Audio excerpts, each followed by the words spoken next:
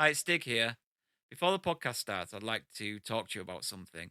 And you know, our podcast is all about escapism and having a laugh and just having fun. But sometimes real world shit gets in the way, and I'd like to just talk to you about it for the next minute or so, please. And I want to talk to you about pancreatic cancer. Pancreatic cancer is the fifth largest killer amongst cancer patients in the UK and kills around 9,000 people a year. And unfortunately, somebody very close to my family has been diagnosed with it. So, with that being said, over the course of November, I'm going to be doing some fundraising. The first is I'm going to do the 100-kilometer challenge, where I aim to walk 100 kilometers over the course of the month. I'm going to do this outside of my day-to-day, just general walking. So I'm going to set aside specific times to go and do this 100 kilometers. So the second thing I'm going to do, I may regret doing this, because I'm going to grow out my mustache for November. Now, as someone who can't really grow very good facial hair, I stand to look quite stupid for the whole of the month. So if you'd like to contribute and donate to make me look stupid for the whole of November, then you can do so via the link in the show notes. So thank you very much for listening. Thank you to anyone who donates. And for now, on with the podcast. And the rockets I fucked it up. Can we go back? We're live. We're live. Oh, the land of the free and the home of the brave. Ladies, gentlemen, and patriots thereupon, this is not America. It's modern escapism.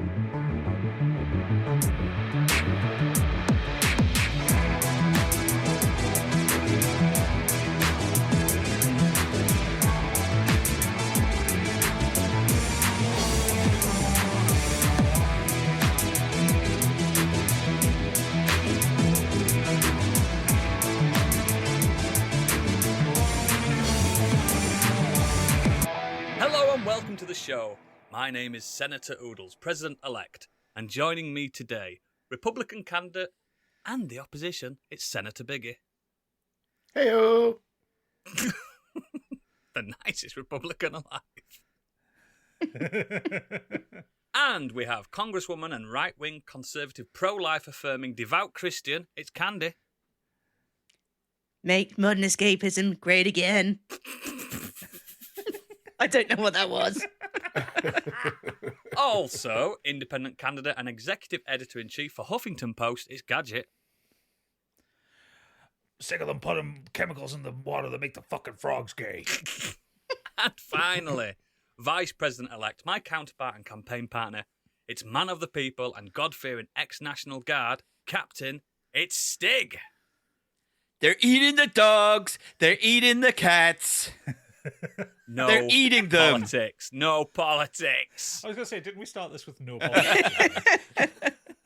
It's the time of the year. 9 episodes ago. This will be the last one before the general election, because we record before and then the podcast comes out after. So we can't be topical that Congratulations, week. Mr. or Mrs. President. Hopefully, Mrs. Please be Mrs. Please be Mrs. Let's be impartial, guys. It's not No, our let's not. country. Fuck it. Nope. How is everybody? Worried about the election now, Jesus. On the eve of World War III, how is everyone? How is this? I'm only finding out that Candy's running. Jesus Christ. Yeah, she's Well, running. you know, I like to keep my things to myself. I don't want Explains the red hair. Yeah, well, yeah. She's bleeding. I don't want to influence your vote, you see. You've got someone with orange skin and someone with orange hair on opposite sides. It's all about the Cheetos. It really Is Ed Sheeran really running? Ed Sheeran. I'd vote for him. President Sheeran. It's I'm the cheering for Russians. Sheeran. Oh, no. No. It's a bit dark this evening, isn't it? A little bit dark. Our clocks Well, have you know, gone that back. weird thing where the clocks changes happened. No, I It hate just it. sends us all loopy. That's all. Your brain just can't figure it out, can it? So it just wires you different. I Takes might fucked as up. well at just- least a week to catch up. I fucked I up wanted because of to it. be in bed at 5 o'clock. I really fucked up because of it. Like, everyone knows this. Yesterday was the night to go on a big sesh. I didn't do that for one. Stayed in, didn't even drink. But this morning I woke up with the intentions of going to Asda and getting some bits before the rush. I was there at 9 o'clock, so I thought it was 10 o'clock. Wasn't open. Fuck. Fucked it royally. Obviously, as there's only at the end of your street, you could come home and have a cup of tea. I did come home, but I was annoyed. It's like, you know what I mean? Do you know what? During my sesh days, the confusion between getting a cab between 1 o'clock and 2 o'clock in the morning, it's impossible. It's Like, great. which 1 o'clock? The first one or the second one? It's great. It's great. It's the. That's why you always book. That's why you always book them for 1:05. This is why we should have booked the podcast this weekend, because we'd have had an extra time on sesh, extra hour on sesh. I couldn't have taken it. I would have. We were so wrinkly after that hot tub. Our bodies could not take it anymore. Never mind. I was going into hypothermia. Take it. Oh, here he is. Look, he's woken up. Oh, daddy time. It's time. Fuck Biggie's off! breaking news. With cup of Bovril. It's Horlicks, actually. Of course it fucking is. Of course it is. Andrew, you're not yourself unless you've had your Horlicks on a night. You know what you're like when you get in bed snoring. Are you done? Yes, it's Biggie's breaking You may already know, but he doesn't, because it's time for Biggie's Breaking News. Microsoft CEO says more Xbox games will come to PS5, hours after rumours said porting project was paused. Looks like I'm on the right side of history. The ongoing will they fuck or won't they fuck between Xbox and Sony continues. Aggressive. He's in the mood. Yeah, there's a leaker who goes by, oh my God, Xstals or fuck it. Yeah, he's got a nomination. Recently claims that Project Latitude, Xbox plan to release first-party titles on Nintendo and Sony platforms, is paused or slowed down. They claim the reason for this is the sour response to the news that Indiana Jones and the Great Circle is coming to PS5 shortly after the Xbox release. However, Nadella, in a wider report about Microsoft's fiscal year 2024, seems to suggest the company's approach hasn't changed. Firstly, we brought 4 of our fan favourite titles to Nintendo Switch and Sony PlayStation for the first time, as we continue to extend our content to new platforms, he writes. Not before stating that Microsoft's intention to bring great games to more people on more devices. So, the rumour mill continues. No one knows what the fuck is going on. Well, Let this him. week, didn't it? Blops came out. Yeah. Let him do the Sega thing.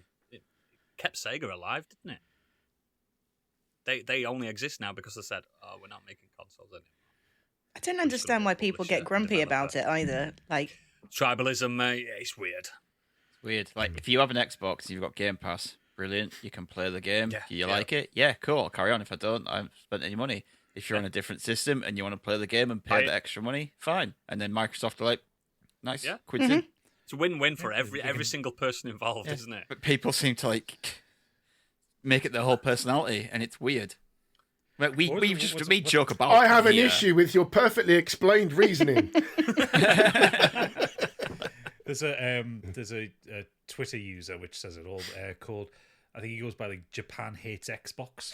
yeah. And he's just constantly booting off about like when Microsoft announced that Legends of Mana was coming to Game Pass. He fucking booted off. These are JRPGs. They're for a Japanese machine. Only Sony. Fucking weird, man. It's weird. It's Oh, yeah. weird. Pathetic. We can joke all Well, we want. We have a right laugh about it. It's funny, but I don't think any of us seriously give an actual fuck what we're playing on, just that we are. No, I just tend to look for wherever there's the cheapest. That's ticket. what I Who do, gives yeah. a flying fuck? Yeah. Honestly, who gives a Or- fuck? Or like I'll watch like a Digital Foundry video. Say, oh, it's absolutely broken on the PlayStation. I'll get the Xbox Yeah. version, or vice versa. I owe no allegiance to any fucking shadow corporation. I never do. I don't give a fuck. Fuck them. No. And You're Candy, only- thank you're you only- for doing my Xbox sucks cocks tattoo. It's coming along really well, thanks. Yeah, biggest fuming. It's so red right now. It's just ready to blow its top. There wasn't even a secret penis. It was an Start obvious punching the desk penis. soon. Most of us don't give a fuck, but Biggie really does. Gives No, I the most don't. fucks. The most. Don't. His wife walks in. We're not having anything green in this house. Get out. He's got an Xbox One in the house just to shout it. Yeah. Just because my other son's called Sony doesn't mean anything. It's a traditional Asian name. Netflix shuts down AAA Team Blue gaming studio amid gaming shakeup. The company's Southern California game studio, one of a handful of internal studios assembled by Netflix in recent years as part of its expansion into video games, has been shut down. The studio, also known as Team Blue, seemed poised to break the mold of what Netflix is doing in gaming. Early hints about the team's work suggested it was pursuing a big-budget, multi-device strategy, signifying the ambitious edge of Netflix's initial mobile-focused expansion. I didn't know they actually made games. I thought they just published them. Do you know I actually downloaded a game via Netflix? It wasn't a Netflix game though. It's Roller Coaster Tycoon, but you can do it via the app. Apparently, What, and play it on your telly? no, on my phone. Apparently, it's lit for the phone. I haven't played it yet. It's lit. I looked at. They've got some good games on there, but no, They they have. set up the division to do their own games, and they've shut it down before they've even released one. one. Yeah. Yeah, and I know they purchased a lot. I think they realised how much it was going to cost to do a An live actual service game game. because that actually screams live service. It's It funny does, that they've seen Concord. Big They've seen budget, Concord and multi-device gone. strategy. Oh. I wonder if they were looking at download figures on the games that are actually on there and went, Oh. yeah. I think Gadget's right as well that's- because they wooed over the Overwatch executive producer Chaco Sonny from Yeah. Blizzard. There were a couple of other guys from Bungie, 343 Studios, Sony, Santa Monica Studios. So yeah, it was kind of, you could see what they were trying to head towards, I guess. Like make a super group of devs. Yeah. Got some good shit on there. Don't really advertise it. The only reason I knew that they had Roller Coaster Tycoon was because I have Netflix with adverts because I'm a pauper. And then when I paused it, it decided to tell me, and it worked. I downloaded it. I might download Immortality, actually. It's good. I liked it. Next. Call of Duty Black Ops 6 offers a $20 premium pay-to-hear audio tech. Love that. Yes. Pay It to will. hear. The latest game comes with an offer for an installment which will support an enhanced headphone mode. This mode uses immersive spatial audio technology to increase the directional accuracy of sounds in-game, which can be further customized to your head shape. The fuck? Isn't the sounding games just kids screaming The down the microphone? sweaties will be downloading that, won't they? The third-party Yeah, audio tool will give people an alleged potential advantage, which could be yours for the $20 for 5 years, and there's even a free trial. Yeah, this fucking sucks. This is the kind of thing where traditionally a developer would go out to like some third party and go, "Hey, you have this really cool audio tech. Can we license it from you? We'll pay you for it, and we'll put it in the game." And then it becomes one of those things that you see when you start up the game, as it's powered by this technology. Do you think it's gonna? And that's advertised. Think it's gonna take off? Yes, because the people who go fucking mental for COD who would buy this. I like looking the at them sweaties people. who want an advantage. I like looking will at them buy people it. that have got the face right up to monitor, like the nose touching Mhm. monitor and the plane. Or they've got a ruler What does that do? to What do does the that exact mean? space from monitor to eyeball. Or the- What does Yeah. that mean, or though? the- What? Will they put their eye right up to the screen? Yeah, what are they doing? I wouldn't be able to see They're focusing in on where the crosshair is on the because it's screen. always in center. Yeah. Okay. I'd still prefer spatial awareness of the whole wide monitor. Yep. Surely. Well, no, because they'll usually have a pretty narrow field of view as well. Like those are the extreme ones, but the kind of Have they people got who will pay girlfriends? for Them this- ones. No.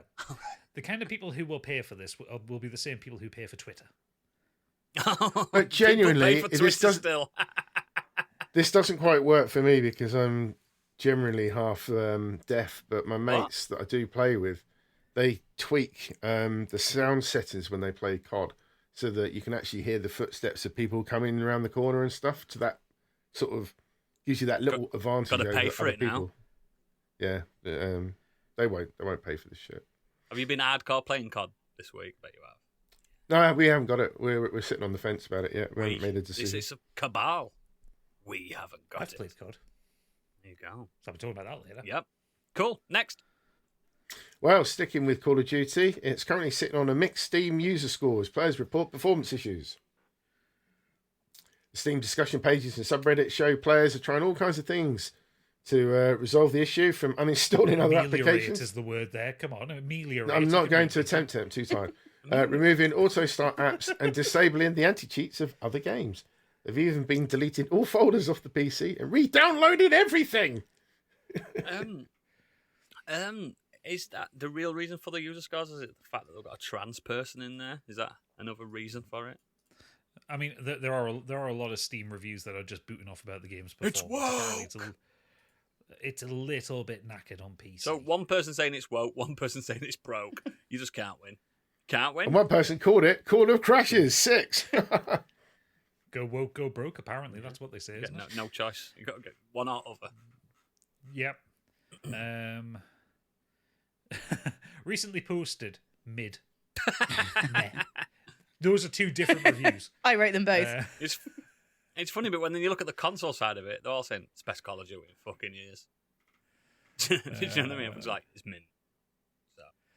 I played a couple of matches and immediately had to download the old Black Ops 2 and Modern Warfare 2019. Did some cross comparing, came to the conclusion that I should have come to years ago. Fuck Activision, fuck Colin, fuck me for falling for it again. Oh, I'm fine with fucking Activision. Yeah, fuck them. I'm all about that life.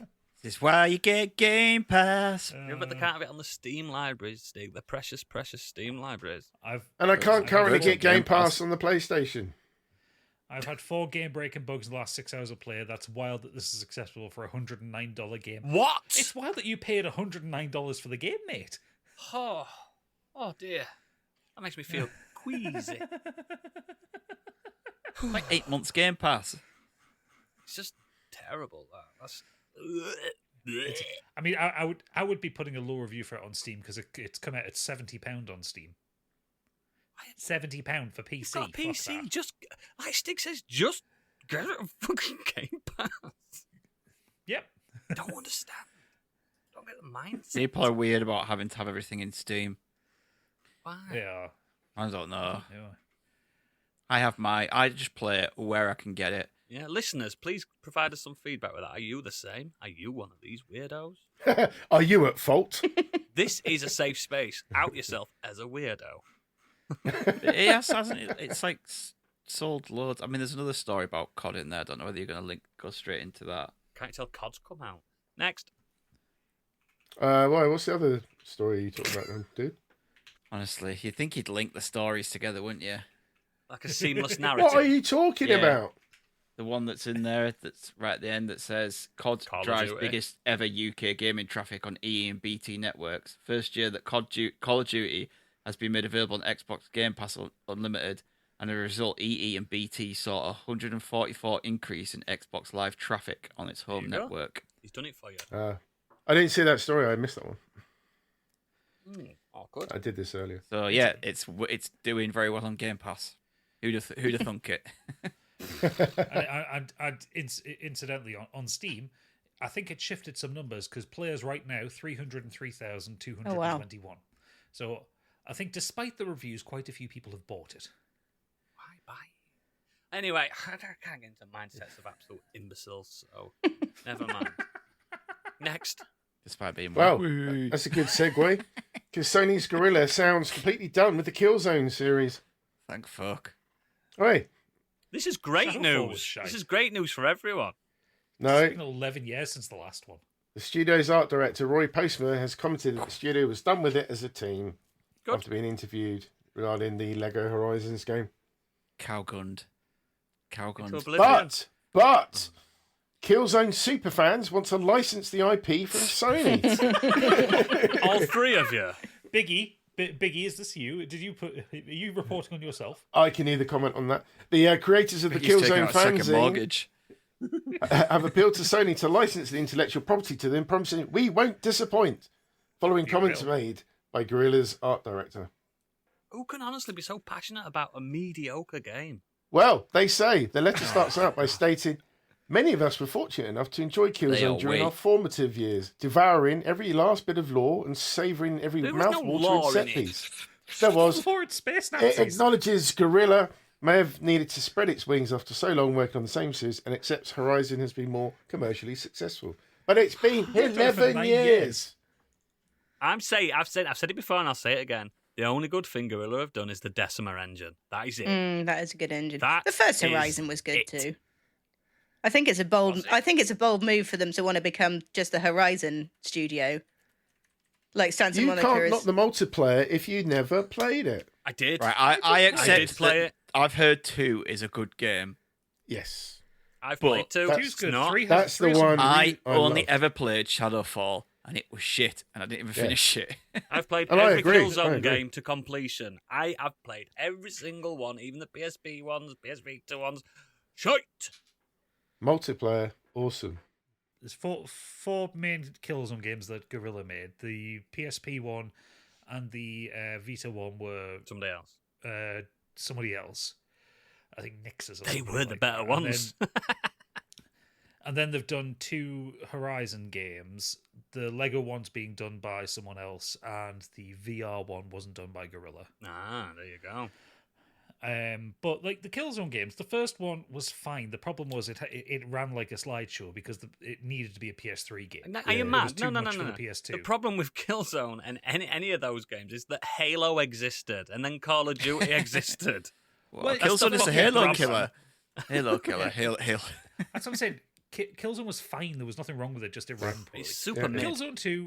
Killzone 2 had a really good campaign. I enjoyed that. I did too. Killzone 3 had some Multiplayer was great awesome. set pieces, It did. but it wasn't a good game. Multiplayer Yeah. sucked a But little She's bit. just on going, yep, it did, it did. And Shadowfall was absolutely one of the most boring games Loved I've it. ever played. Yeah. Pretty, but very fucking boring. it. Yeah. I The didn't even multiplayer finish in it, 2 considering it was like incredible for the a time. big launch title. PS4 got this new first person shooter of this franchise. It wasn't Yeah. even really a Killzone game either. It had nothing really to do with the previous games. Yeah. Shite. I'm glad it's gone. Bye. We can never talk about it ever again because it doesn't exist. Next. What they should do is make Horizon into like a Killzone prequel. What if, like, right, because the end of Horizon Zero Dawn 2, I'll not spoil it that much, but it goes some places, some weird alien places. What if the Hellgas turn up? What if it turns out that at the end of the third game, Aloy starts the Hellgas? Oh, She's she's the the first Nazi. Hellcast. Yeah, She takes them to Hellgan. yeah. Stop getting Killzone wrong! When they start getting Killzone right, we'll stop getting it fucking wrong. Next. Well, I'll tell you something else that doesn't exist. Beyond Good and Evil 2 is still in development, now with a new creative director. It's never coming out. Directors hasn't had that. It's supposed to be the 5th one. Development cycle stretching back almost 20 years. I'm pretty sure Candy was touted as lead director at one point, 1 year. Yeah, Sorry, we've I all- had we've all to been through abandon it. it. It's just a dead on arrival project. Remember when, We're never remember gonna when see they it, did are we? that big community video where they're saying, guys, if you send us in your graffiti, we'll put it in the game. That was about 15 years ago. Do you remember that really fucking weird trailer they released with the fucking monkeys and Yeah, and they had the Yeah. Gorillaz Flying through the soundtrack. air The and- Gorillaz, remember when they were a thing? No, that's still a thing. Released an album last I year. did that. Okay, well that's me. Out of the loop. But yeah, it's mad that the first one just came out of nowhere, and everyone was like, "This is great. Can we have a sequel?" Yeah, of course you can. In 25 years. Do you know what I mean? It's like, where the fuck is it? And the creator Michel Ancel was let go because he was a toxic piece of shit, and Yeah, the next one died. yeah. Literally died of old age. History's shown if you try and launch a game franchise 2 decades down the line, Don't work. It's not gonna go well. They should have just The thing stealth is, made they it. That's why I'm worried if Sequel. Half-Life 3 ever gets made. That'll never get made. Shut up. They could release it. They could release it today, and it will bear no resemblance to what Yeah. we loved about Beyond Good and Evil, because it was a cute. It was kind of cartoony, Action bit platformer. environmentally conscious action platformer with some stealth stuff. The Yeah. whole thing is that you Photography. because you were a fucking journalist. Yeah. Um, It was And, like, fine. It was only based on- about 7 hours long as well. It was a lovely little adventure. yeah, and based on that trailer they released years ago, which was hyper violent and full of swearing. Pig go, it's like- fuck you, I'm a pig. Yeah, it's like, what's that got to do with What Beyond Good and happened? Evil? What the fuck Other than that happened? one character's a pig. Yeah. Never mind. Next. Over to the world of film and TV. Star Wars Dawn of the Jedi origin movie is set to begin filming next year. Fuck off. This is a prequel set earlier than any other movie in the series and will be directed by James Mangold. Okay, James Mangold, fine. I don't know. Script is co-written by Mangold and Bo Willimon, known for Andor and House of Cards, so there's a bit of potential. I'm bored of prequels in that, I was that about to universe say, because I we know know where it some of all you- goes. Yeah, some of you are revere Star Wars still in your adulthood. You still a lot of you listeners as well still will like it. You're not bored of it yet. Well, I'm bored of it. there's more, because this story will I be used to love set it. 25,000 years before Star Wars A New Hope. But the technology won't have Yeah. changed at all. And there'll still be mention of someone called Skywalker, I'm sure. There'll be little droids, there'll be lightsabers, there'll be But they have spaceships. 6 other Star Wars projects in the works. 25,000 years. Do you know what humanity looked like 25,000 years ago? We were Homo I was there. Homo erectus. I remember we it weren't well. They even, shouldn't. they weren't even civilization. They shouldn't really be measuring They in were years tribes. anyway, seeing as that's an Earth thing. There's no Earth in Star It is Wars. an Earth thing, yeah, exactly. There's no sun. None of that. It's And also- our sun, isn't it? And also, Star Wars was Yeah. a long time ago, in a galaxy far, far away. It was many thousands of years ago by all accounts. No, By the it's time you just a get bit there, further. they're already dead. Exactly. Just What a stupid 25,000 years. What's the this point? is why people shit all over The Last Jedi, but he was fucking right. Move on and move forward. That was the message from that film. And It everyone was. went, I don't like that. And now we just get prequel after In prequel after retrospect, prequel. I think that one's a really good Star Wars film. It's great. I always I thought always Star thought it Wars was was a great Because it's Star so Wars film. fucking different. Does it have Well, a it few also- problems? Of course it does. Yeah, there are yeah, they all sections in do. that film that needed scrapping or changing and stuff, and some characters that got done dirty. But the general message and what they was trying to portray in that film They're all dead. was great. And then they just fucked it off. Somehow, The Darth thing is that Sidious returned. Well, the thing is, this prequel is going to completely, absolutely undercut one of the main themes of Last Jedi, which was that bit where Yoda sat there and Luke's like kicking off about the library burning, and he's just like, "What books they are? Matter not," you know. And it's just like, now this is going to be how those fucking books were written. Yeah. No, That's no, the no, worst Gadget, Like, Gadget. Luke these are the most Skywalker important impression. things Those in books- the galaxy. I need you to quantify. Those books cannot be 25,000 years old. Books don't survive that long. No, but not those physical precise. I know what you books. mean. I'm The saying, like, teachings. the teachings were written in like What teachings Yoda's do we telling- Yoda- have as a society from Doesn't matter 25,000 because- years ago? Because don't. Ray saved them. Yay.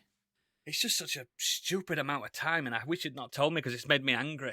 Move forward. I'm more excited about the Ray stuff because that is moving forward. Do something new. Ray's gonna move on with stuff. Don't do a fucking new Dark Order. You mean or Ray whatever the shit. Skywalker? Ray Skywalker. That the very same. Please just do not do another From the Ashes of the Empire. What becomes about the First a Order. 2-hour From the film Ashes of the set on First Order Tatooine? comes this. Do something like brand new and clever with it. That's called Dune. Set on Jakku or Tatooine, one of the two. New planets, new species, new bad guys. And tell you what, the bad guys can be the second order. I like it, Gadget. Write it down. Don't care about Luke coming back. He's a ghost, Force ghost. We know that's the thing. That can happen. Fine. You can do that. You can use Drop Luke. it, let it die. But do something fucking different. Please. We are doing Begging something you. different 25,000 years ago. Yeah. And I'm sure at some point in there, someone will mention that at some point there'll be a person or creature that will bring balance to the Force. Yeah. 25,000. I can't get over it. That is a stupid amount. That's eons. I can tell you Eons. right now what Udo says. Technology in that universe will not have changed. No. No. Do you know the Five says continents they're that on we Tatooine live at on? some The point. continents that we This live on is right the now on way. Earth didn't look like they do now 25,000 years ago. They weren't massively different, but they were different enough. There was land bridges and stuff. So people... Can you Ugh. imagine? Hold- Can you hold imagine didn't that if they exist. did That's It- just it- this planet. if they did it in like a proper old tribes and like the people they're all fighting each other with like sticks and Yeah. staffs and stuff. No lightsabers, no guns No or lightsabers. anything. That's cool. Yeah, but But they won't do that. No, They'll have because droids that look like pi- C-3PO and R2-D2. The voiced by Anthony Daniels. Yeah, just get rid of it. Oh, man, it's brushing my fucking head. Next. Turns out R2D2's 34,000 years old. He's He seen was it the all. first R2 droid. There's no to do with memory He's been wipes. the- He's just old. He's the one constant in the Star Wars universe. And every time he goes He's been bleep, there bleep, since the bleep, beginning. bloop, he's actually going, fuck my life. Just let me die. Why won't you let me die? No, he used to be able to talk. He's got so senile, he just comes out and bleeps and bleeps now. Next, quick, because it's fresh in my head. Star Wars like, angers me. Alien Romulus is getting an official release on VHS. Why? Look cool on It's your coming shelf, I back. guess. It's coming back. Yeah. What? Next to your other VHSs that you've got? Yeah. We've gone I full want it. circle. I have a VHS. We still got them, my mum and dad's. They've still got So you're all going of to our go old Disneys. buy it and put it in your mum and dad's house? Yeah. I've got a decorative VHS up there, the War of the Worlds film. One. So you're going to have two now? And it also comes with complete with full screen 4:3 aspect ratio. And it's also going to look like shit. I think it's Yeah. cool. I like it. There's a few things coming out on VHS as well, but they're just collector's items, aren't they? I mean, just like Yeah. No, you have I'd highly recommend not to actually watch it on that. 'Cause play it, preserve rewind, preserve play, it. rewind, play, rewind. Get it to the point where it's a little bit Yeah. shitty and wobbly, like, and then you've got a proper VHS tape. Oh, And the case is all I love that battered. sound. And there's Be toast kind in and your rewind. VCR. Oh, fuck Nothing that, what a worse waste than of putting fucking money. nothing worse than when you used to put a VHS in, it was at the end, and you're like, fuck's sake, and you got to rewind it. I'll be back in half an hour. When Mate, DVDs first came out, and the thought of like you could just put it in, and it was there at the beginning. It Mate, was you used to get fined at our amazing. local video shop. for Yeah, not yeah, you had to rewinding. rewind You it. get Yeah, fined. didn't rewind them. Did you ever look at the tape before you put it in and say, oh, it's all on one side? No, no. no. When you're a kid, you just put it in. That's called You go, critical "Oh." thinking, that gadget, and Yeah. we were 8-year-old. when I was a kid, I knew to look at it. Oh, it's on one side. I'll Sometimes you rewind couldn't it see first, the I'll put it- tape. They had Mate, covers we know over what and you were like as a stickers. kid. You had pea chuffing sandwiches or whatever. Whatever it was. Ham and peas. Ham and peas pudding sandwiches. I'm a peas pudding sandwiches at your birthday party. We know what kind of kid you were, mate. A happy northern kid. Nerd. Next. Yeah. Caviar on Philadelphia and Ryvita. Also, something that's missed off here that I think was revealed yesterday, but I forgot to put it in the news. Alien Romulus has confirmed it's getting a sequel. Ooh. We Yeah, knew that that well. already, didn't we? Drew said that like a while ago. I didn't. I- First time I I've saw a heard it. story about it yesterday. First time I've heard it. Cool. Alien I, Romulus. I think we all speculated that it had done well enough it was going to get one, but yeah, the Fede Do you think it's Alvarez gonna be has called, confirmed the sequels. Remus. Alien Remus. Well, no, No, because 'cause- you'll find out when you see the film. Oh, okay. It'd been cool though. Next. Sticking with sci-fi, Blade Runner 2049 producers are suing Elon Musk, Tesla, and Warner Brothers Discovery, alleging copyright infringement. Cool. They are alleging that AI-generated images depicting scenes from the film were used for the launch of Tesla's self-driving robo-taxi, which represent copyright infringement. On what film? Blade Runner Blade Runner 2049. 2049. Oh. So, shit. on October the 10th this year, Musk launched Tesla's fully autonomous robo-taxi on the Warner Brothers Discovery lot in Burbank, California. According to Alcom, the producers of Blade Runner, the tech mogul as well, in this presentation used AI-generated images representing scenes from Alcom's copyrighted motion picture. Subsequent to Alcom denying any use of said images, the Tesla presentation was live-streamed globally and subsequently posted or reposted over thousands of times with millions of total views, according to the company.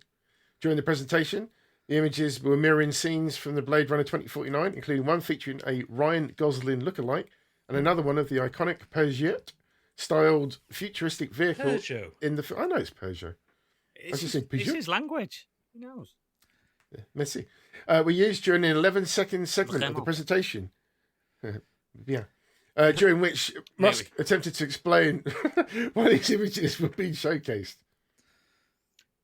Yeah, the whole reveal This of is those fu- robo-taxis didn't make any sense anyway. I watched it. It was weird. It was so Yeah. fucking weird. It freaked me out a little bit. I still don't fully understand his thinking. Like, aside from the copyright infringement, which this is absolutely hilarious to me because I fucking hate Elon Musk. But Pretty crap, innit? I don't understand why, when you're trying to sell the idea of a robo taxi or like a robo minibus thing, why kind of post-apocalypse pictures are a thing? Like, are you expecting the robo-taxis to still work after LA's become a desert landscape? How long do you think it's going to be till we see Elon Musk rock up in a leather trench coat and comically small sunglasses? I think he's already gone through that phase, hasn't he? If you scour the internet, I think there is a Matrix But Elon he's Musk. got them sunglasses that just clip onto his nose. To his penis.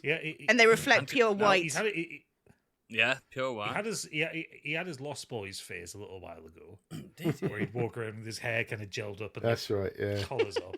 Oh, did he? What a nerd. He did, yeah. Oh, wow.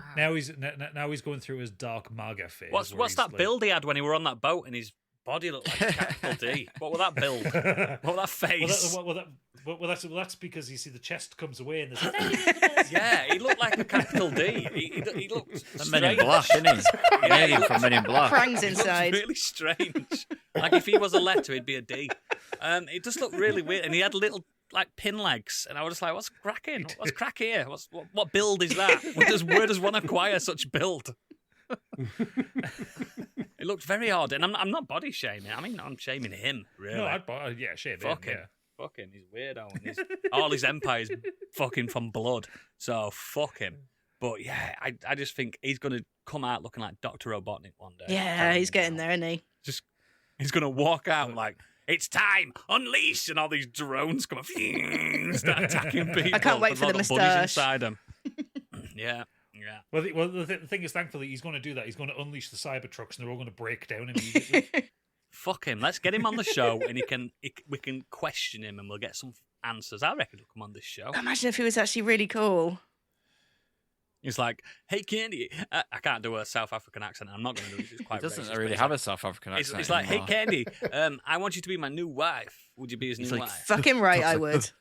Talks like this.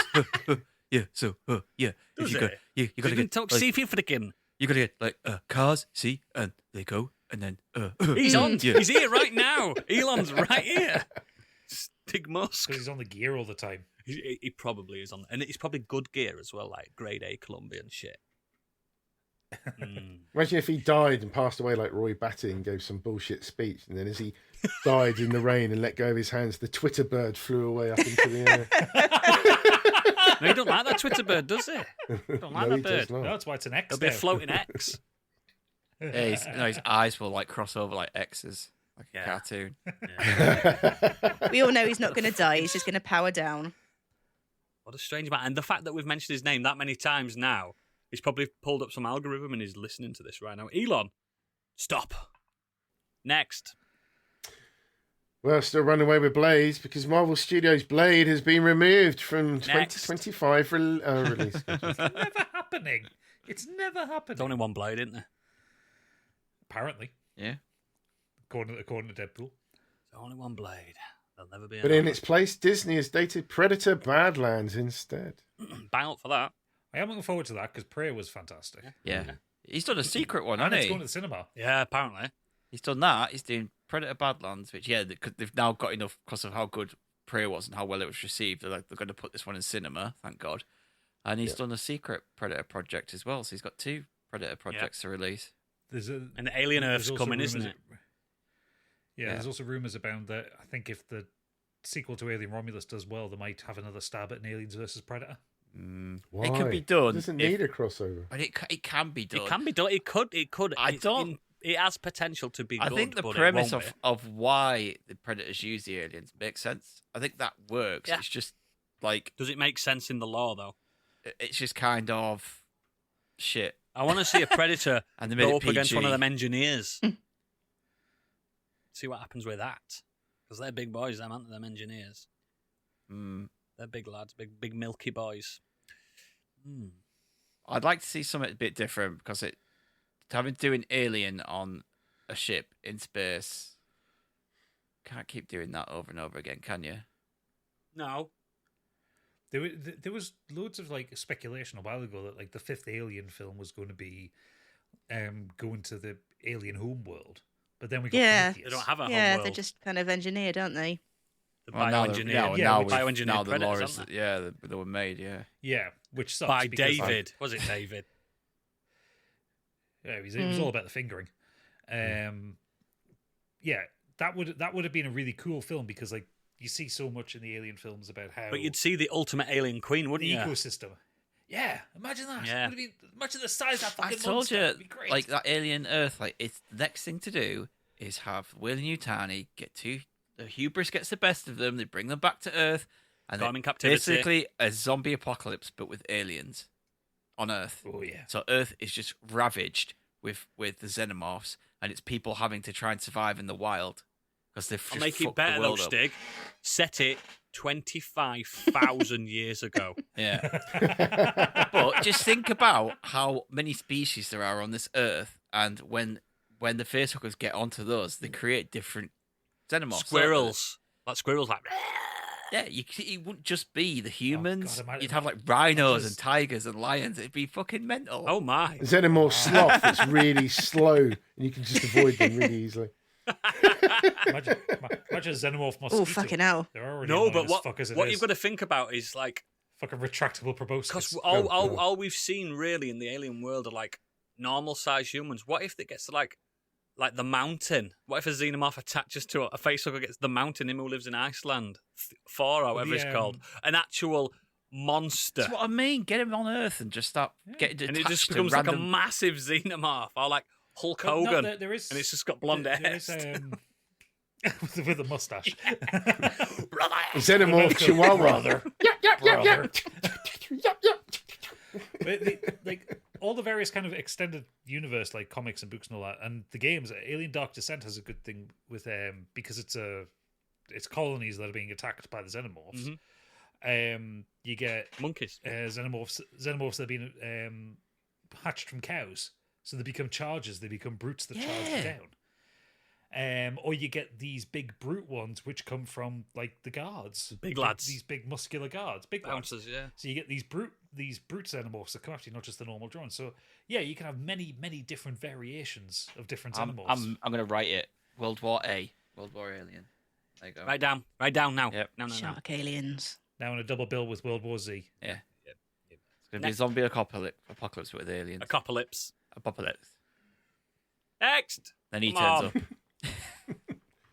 Spider-Man 4 has been confirmed at Marvel Studios. Tom Holland is to begin filming in 2025. Very little Shock. details apart from him saying it'd be lucky enough if he could somehow bring Miles Morales into his Spider-Man universe and into the MCU. He'd love to do it for a young kid, like what Robert Downey Jr. did for me. He's a nice lad. I want Miles Morales. I want Yep. the Kingpin. I want it in New York. Or Queens, innit? Spider-Man. Yeah. I want that. I don't want Yeah. world-ending things going on. Yeah. No, just like the whole idea Well, at the end of that film is that he's back to being. No one knows who he is. He's just Spider-Man now, and I want Kingpin to be. I want the storyline where the Kingpin becomes the mayor. I want that building up in Daredevil, bring in Daredevil, mix all that that crew and everything into the new Spider-Man. Then right at the end, you can have Venom attached to him because we know that's set up. And a passing it. It'll have to be a passing of the torch as well because Tom Holland's getting on a bit for Spider-Man. Pass it on to Miles. Well, Peter Parker does get older in comics. Peter and Parker didn't stuff. retire from Yeah. being Spider-Man until he was 60 years Oh old. wow! There you go. So he's got time. He's got time. Give it to Miles there. Not Spider Boy, is he? He also has been cast in Christopher Nolan's next film. And the rumours around that vampire was one. that it's going to be a vampire film, yeah. Big into vampires. I like a vampire. Cool. Next. Amazon's God of War TV series lands a new showrunner and former Battlestar Galactica executive producer. Cool. Next. Excellent. Yeah, I think it's got good potential, that.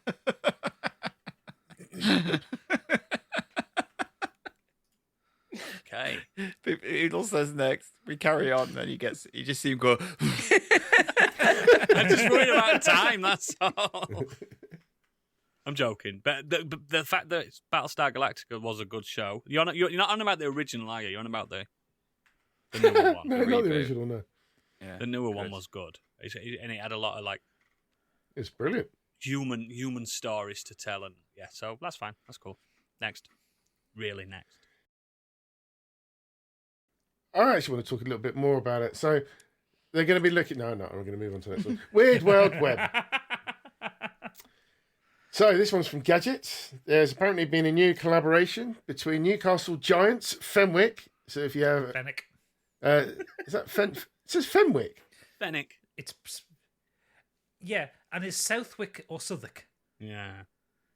I'm not from that area, am I? It's Phoenix. Okay. And Greg's. It's It's pronounced set to G-Rex.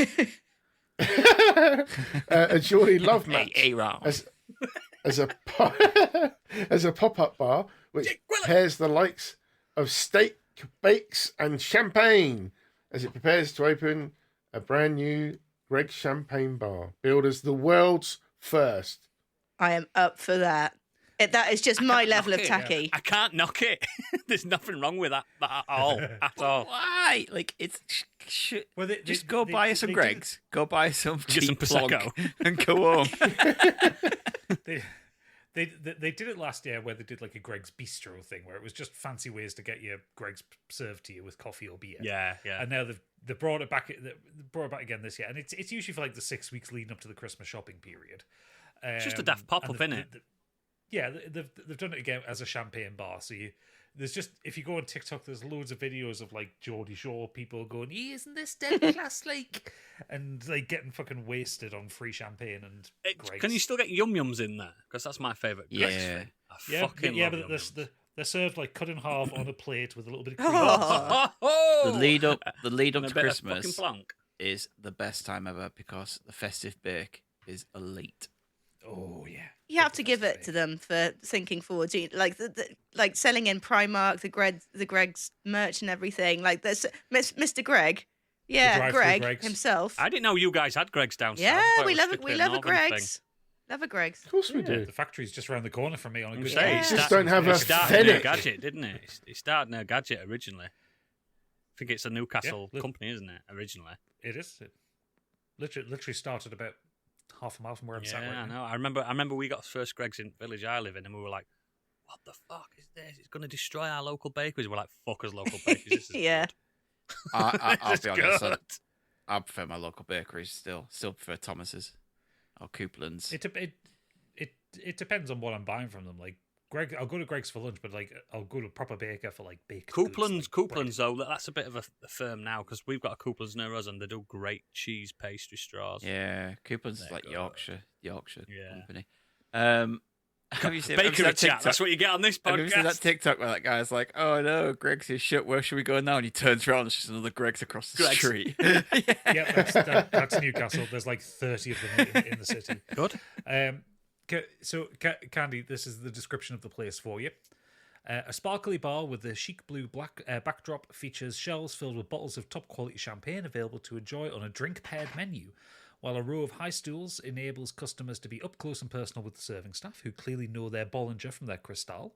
Not to mention the range of Greg's pastries, which feature such inspired combinations as a sausage, bean, and cheese melt with Bloody Mary ketchup, and a vegan sausage roll accompanied by harissa coconut yogurt. I'm into that. Pinkies I like up. that. Yes, proper posh. Them vegan sausage rolls Be are a pasta. fucking good. I don't care what I'll anyone says. be honest, Candy.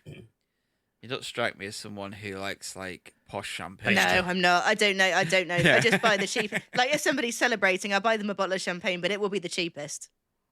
Yeah, I'm surprised you eat the pastry. It's just the crust. It's just the handle for the sausage inside. Well, no, because like yes, it's a pastry she pocket. loves to get that sausage inside. See the difference I just being like to suck out the sausage. the difference being is the pocket. See, so you can't like it's attached. The meat is sunken into the pastry pocket. I bet when you were a kid with Finder's crispy pancakes, I'm just scraping all the food out of this whatever pocket it is. And your mum's like, "Why aren't you eating the pancake?" No, it's just a pickpocketing the receptacle. Finders. It's just a receptacle for the food. Do you know what we say down here as well when we've got a Greg's when the staff member has handed it to us? Cheers, bake, and off we fuck. Oh, for Oh my fuck's God. sake. Cheers, bake. Ugh. What do you say at Subway? Cheers, sandwich artist. Yeah. Maybe used to call me that. Just shortened Baker to Bake. Yeah, your nickname could Cheers, be Bake. Bake. I've got a pal. His surname's Bake, and we call him Bake. What would you do? Well, maybe. I mean, what would you do, right? If you'd met someone and Here you we were go. going to go on your first. If you got robbed in the high street, cheers, We've got my an early Candyland here, listeners. This may sound really judgmental of me, but if It somebody is. asked you on a date and they were like, "Yeah, I'll go to dinner with you. Where would you like to go?" And they're like, "I'll take you to the Champagne Greg's." I'd be fucking well Oh, up for yeah. that. Marry him. But what if he says, "Oh shit! Oh, I thought the Greg's sit down in the bus station was the Champagne Greg's. We'll stay here anyway. There's just the sit down Greg's." Oh no, I can't start a At that relationship point, like when that. you go, when you go, yeah, let's go, and he just pulls out a bottle of Lambrini and some cold sausage rolls out of his bag. Who got I him? methat's Got him. that's good for a shag, but not for a long-term Now relationship. get in that bush and, and nosh me off.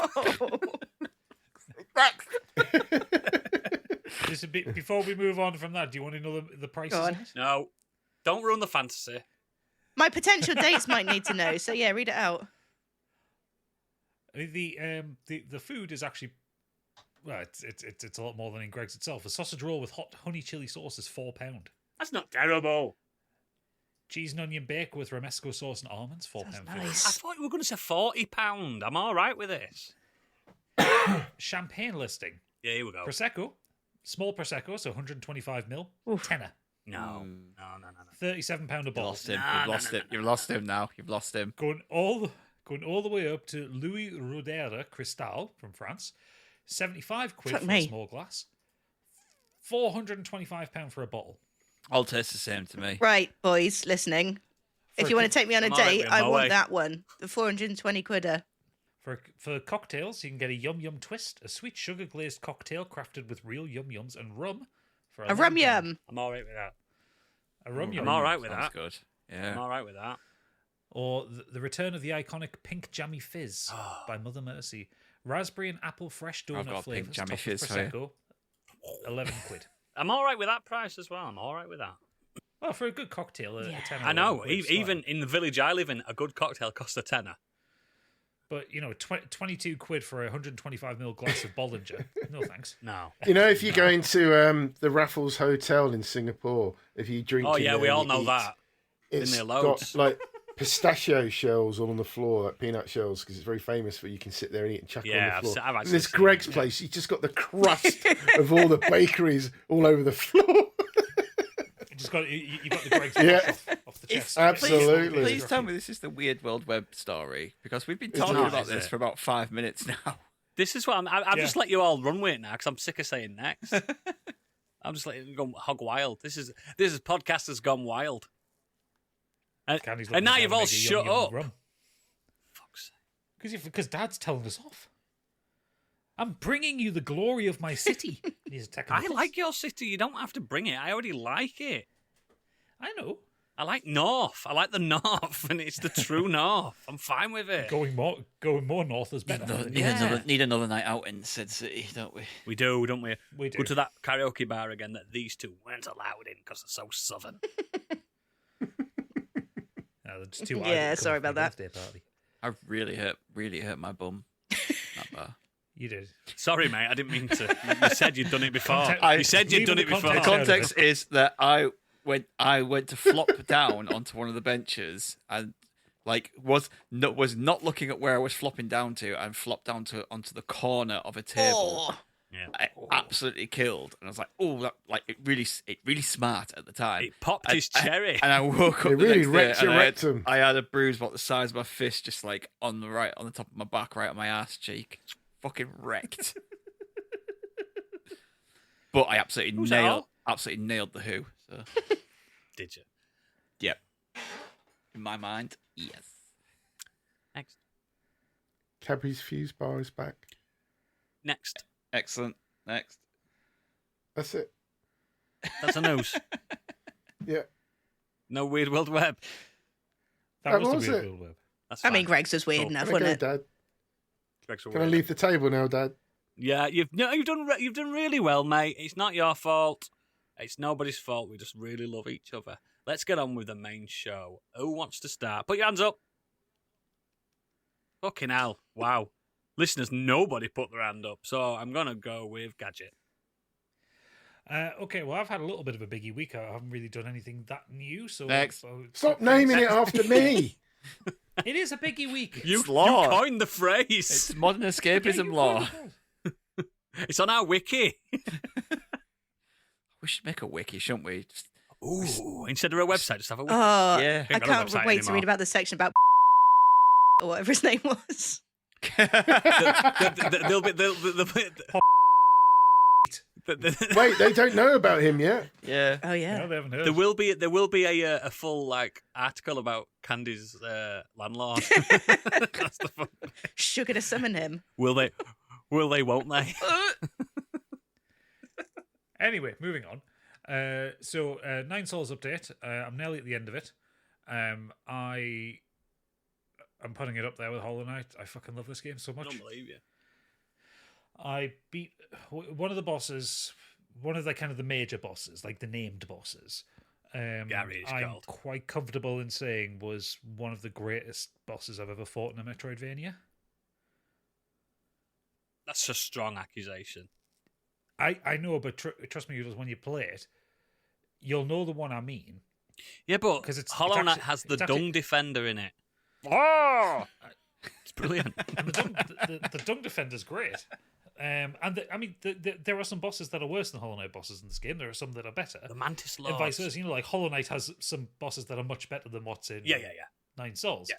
But this boss that I'm talking about is exhilarating. It's quite a long fight, but and I'm not going to spoil like how many phases it has or what it does or anything. But it starts off in a way that it shows you its entire hand at the very beginning of the fight, and then it escalates, and then it escalates again, and it keeps escalating to the point where it becomes absolute chaos. But because of the way the difficulty curve has gotten, it showed you everything you need to know in that very opening bit of it, Yeah.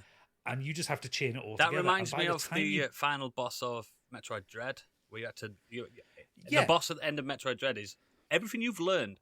Show me. That's basically what this. That's a was. good boss then. And it comes to the point where you're just surviving. Like my heart rate tracker was at like 120 beats a minute at the end of it. You just survived. I had a full on sweat going, and I would just wanted to fight it again as soon as I beat it. It's like I want to go back. I wasn't done beating this fight, so yeah, I'm comfortable. I don't think it's better than Hollow Knight. I think it's on a par with it. Yeah. I know what you mean. It's It allowed Comes to to be. Game Pass on November 26th or something. 29th. Yes. Fuck. Excellent.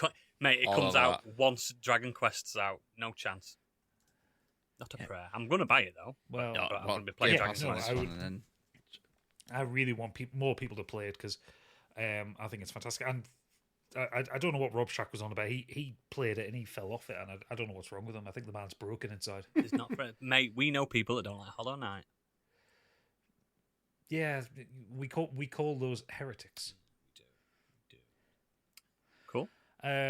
So yeah, carrying on with that, I'm nearly finished. I've got two major bosses to finish. I And then I'm suppose done. because you're capturing that's about footage as 18 hours well. of You're gameplay. capturing footage as well. It slows the pace down a little bit, doesn't it? Because you're trying to get those good shots. I'm trying to get the good shots, but also I have to do a detailed run because I don't have Yeah. the time to run it through. You don't twice, want to so miss I'm- secrets and stuff and lore. Yeah, I'm getting the secrets. I'm trying for the true ending. Yeah. Which I've had to look up how to do it. It don't and it's matter. it's nothing like what you have to do for Hollow Knight, thank God. I love you that don't- ending. You don't have to carry a fucking fragile flower from one side of I've the done map it. to the I I other. love did it. that. I did it. We've all done I it, did baby. It took me longer to do that than it took me to beat the fucking It Radiance. didn't because I couldn't be asked figuring out the route. I just looked it up and right, okay, There's some it's good. fine. There's some good pins you can have on that helps. It's that a route. really easy route to take if you just look it up. And I was like, yeah, that's piss easy to get from there to there if you There is, just there is an optimal route. yeah. But yeah, anyway, so yeah, it's my weekly 9 Souls. I'm hoping to have it finished by next week. So I can then get the fucking video. Call made. the fucking game 9 weeks. Are we having that, boys? 9 fucking weeks. It's Hooray. tough. Hooray. But the main thing I did was I've played a bit of the Call of Duties. COD. What's it called? Call of Duty what? Black Ops 6. Black Ops 6. So, as you'll all know, I don't give a shit about the multiplayer. I didn't even install it. Didn't install. Oh, can Warzone. you I just wanted to try do the separate campaign. now? Yeah, because if you put the whole thing in, it's 300 gigabytes. No, I like that they give you a choice. That's great. Yeah. So yes, I only installed the campaign and the zombies. I want to play the zombies with my nephew at some point. But I started the campaign and It's fine. It's a Call of Duty campaign. There's nothing wrong with it. But the last one, they said the last one was, but it weren't. No, this is. I mean, I've played the first 3 levels, and I'm comfortable with saying that it's good, but not for me. Like, Yeah. I think I'm past the point of Call of Duty, if that makes sense. Does does the spectacles not do it for you anymore? Like Call of Duty 4 did, like Modern Warfare did. I never played the 2019 Modern Warfare. I'm on about the original. So, like, the last Modern Warfare 4. The original one, I love that. That was new to everyone in the world. That was like, what the fuck? I think this feels like just a really much more grown up version of what kind of the original Black Ops and the original Modern Warfare were doing. Yeah. Which is fine. Yeah. Graphics are stunning. It's one of the best looking games I've ever played. Yeah. It's the animations in the cutscenes are brilliant. Voice acting is shite. Yeah. The story, I've got no fucking clue what's going on because I haven't played a Black Ops since Black Ops 2. Geopolitics, baby.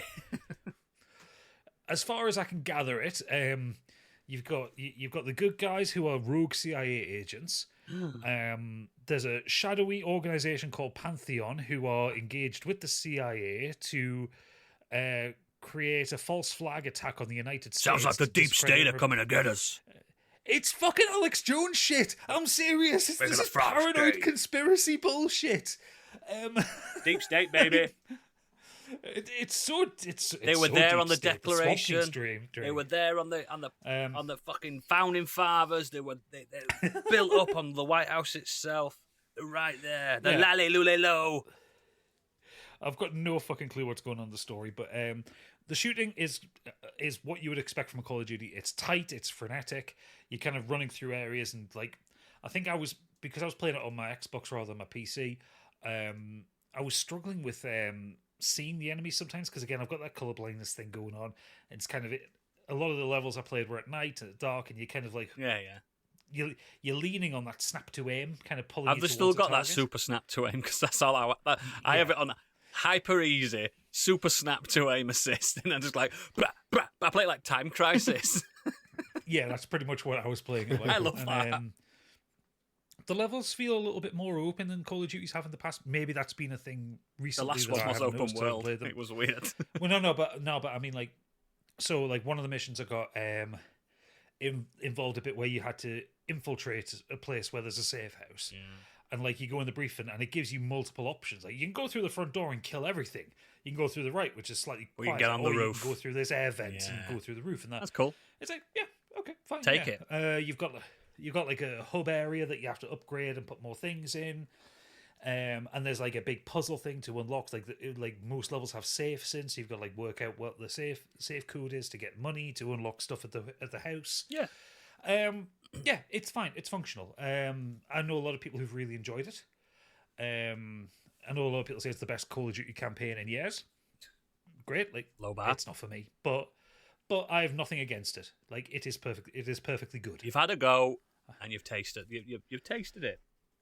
Yeah, that's all that matters, isn't it? The 3 or 4 levels. 3 levels I played. Fine. You went to that uninstall button with a smile on your face. Well, no, because I am going to try zombies. Oh, you're going to keep going. Installed, so I'm going to try zombies because I've heard zombies is a different vibe. I don't think I've ever actually played as zombies. I don't know what that means. I don't know what it means. Just horde mode. It's like a horde mode. Oh, right. Okay, yeah. Boarding windows up and stuff. Yeah. But, I think if people like it, Call of Duty fans will like this. I mean, case in point, when I was in Asda on Friday night, there were people Thursday night, there were people hanging around at midnight for midnight to turn over so they could buy the game immediately. Skip Game Pass! There are, I've seen TikToks of people complaining that gaming is dead because YouTube is now full. Your lobbies are full of YouTubers. So what you sent me? Kind of didn't know what he was saying. Or like speed running certain achievements or stuff like that, or people having all the gold weapons unlocked in a game that's been out for less than 72 hours. How have they done that? Because that's their life. That's their job. Caned Monster Energy and not slept.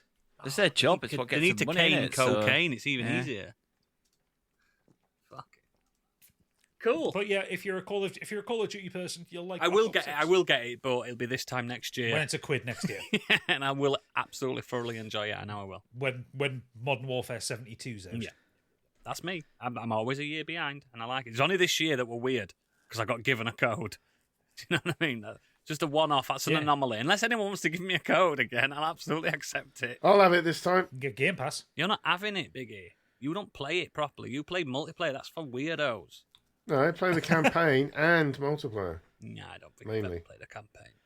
I have. But Biggie, if you play through the campaign for this one, can you explain to me what the fuck went on in it? Because I've got no clue. No, because I wasn't really sure in the last one that I played, which is the one before last.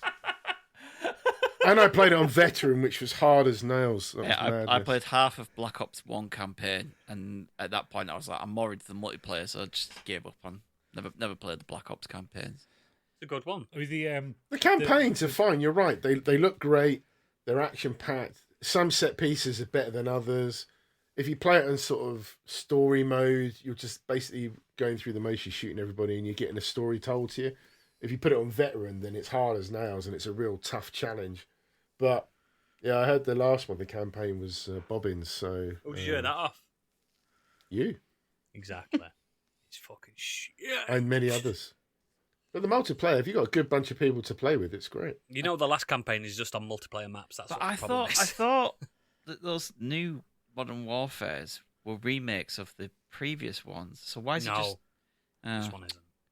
Because Modern not Warfare the 1 to the 3, first those one those was. ones on the Xbox It's not. 360 It's not a generation. remake. It's A a reboot. reimagining. Well, they were great. Yeah. You play a soap, Those, don't you? yeah, those original ones Yeah, were great. and like, at the end, you meet Captain Price for the first time, which that never happened in the original, did it? He was there from the beginning with you.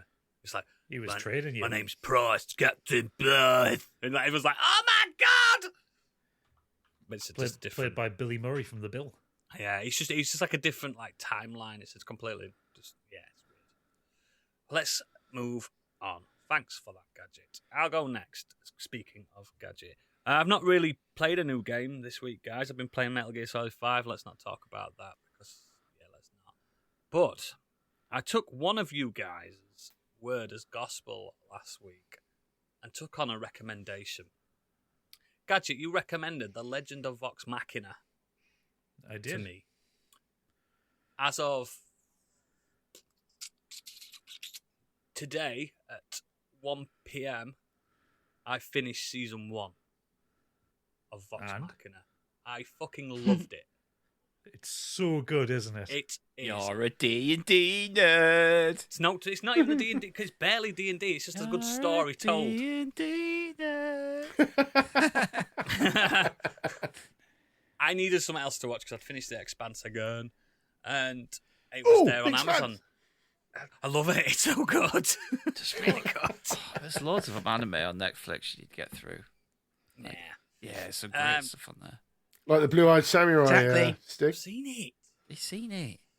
Oh, God. Anyway, Vox Machina. You were right, Gadget. It's great. Do you know what makes it great? The fact that these guys know their characters. Yeah. Because, like, Gadget's explained this before, but it's based on Critical Role's.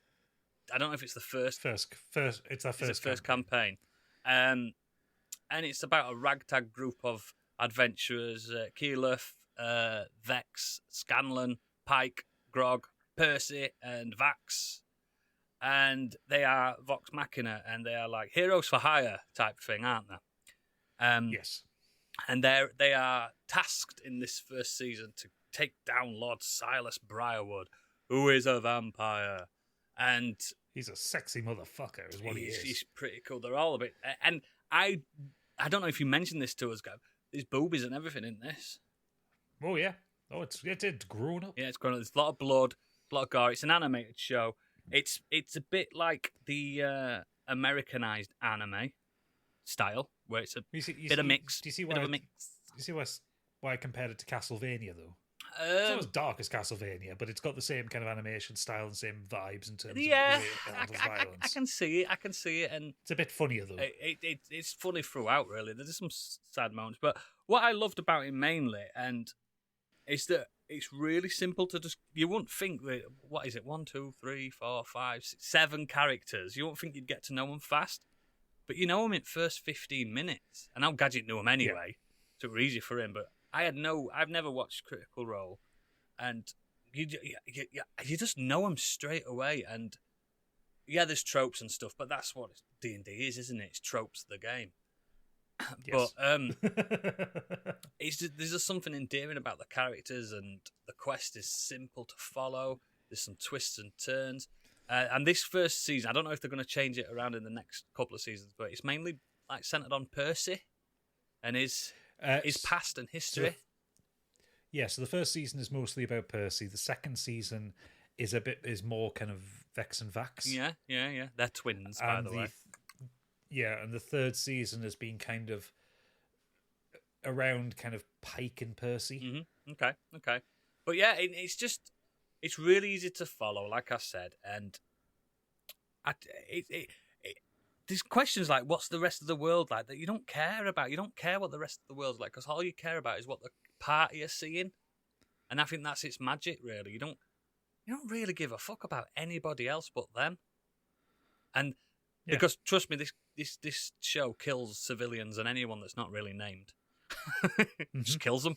And some people who are named. And some people who are named, and kids get killed, and it's pretty brutal. Sounds like Scott Sheep.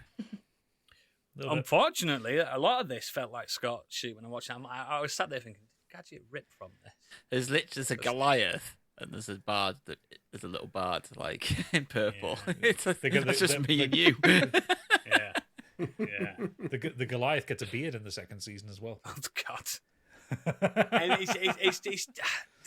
I didn't realise Mage Hand was such a good power, by the way. You should tell me about that one. Oh, yeah. You should tell me about that You one. can do some fun stuff with Mage Power if you're creative enough. I didn't know that. But yeah, it's really good. And what it does for the D&D aspect, it's really in the background. You don't need to know anything about D&D, but when you do, like us, you realise that, because obviously it's a show and it's not turn-based, but what it does to like portray the turn-based is when a character's doing something, it like spends about a minute on each character doing their thing. Yeah, even the big group fights do that thing where it's like it switches. 6 They seconds. get a few seconds, and and I sat there going, this is the turn-based. It's not really turn-based, but it's smart how it does it, and I wouldn't expect that from that kind of thing. There's also things like the spells are really rooted in what D&D does. Like when we've been watching, I've been pointing out to Pip, that's Witch Bolt, that's Mage Hand. They don't say it, do they? No, they don't say it, but you can. You know can what easily, it is. If you're a DM or you're a long-term player, you can easily read what they're using at any given time. Yeah, and also the aspect that we should have really focused on being healers. They're really powerful. They're really powerful. People die in Pike's this. a bit overpowered as a cleric. Pike just resurrects everyone. It's cool. My favorite thing of the show is Pike's relationship with Grog. They're best friends. He's like massive. He's like massive and simple, and she's tiny and complicated. Yeah. But they call each other buddies. Yeah, all the best, the time. the I best think friends. it's really sweet. It's just a really good, and it's quite heartwarming in places. But I think the crux of it is because they're all professional voice actors. They all know the characters because they invented the characters. There's some there's love in it, and you don't usually get love in something like that. You know what I mean? I can imagine like Matt Mercer and all the chums, and they're probably all executive producers in some aspect. I can imagine they're all like saying, no, they wouldn't do that, they do this. You know what I mean? I can imagine that they fine-tuned it completely. And they're 20-minute episodes, and it's really good, and I'm going to continue it. I know there's only 3 series at the moment. It's just really good. I don't take recommendations that well, usually. Yeah, the last episode of the 3rd season just dropped this week, so you can go through without having to wait on anything. Yeah. It's just, it's solid as fuck. That's what it is, and you should watch. I wouldn't have said play. You should watch The Legend of Vox Machina when you get a chance. It would be good for someone like you, Stig, when you're in gym. You like your little 20 minutes. Oh yeah, it's on the 20-minute list. shows. It's just a shame I've picked a show that's got so many fucking. Yeah, I know. It's not going anywhere. I'm only on episode 36 still. Still in season 1 of Black Clover. It's so long. Do you know who I think will get a lot out of this? Is Candy with the art behind it. Yeah, it's one that I think you might get a little. The art You style's might get a lovely. little bit obsessed with it. Yeah, it's one I've been meaning to go to. I think I watched a couple of episodes and it didn't really. Watch 'em again. I was probably half watching Start like from I scratch. normally do. I'll sit down and probably watch Put your phone them. down.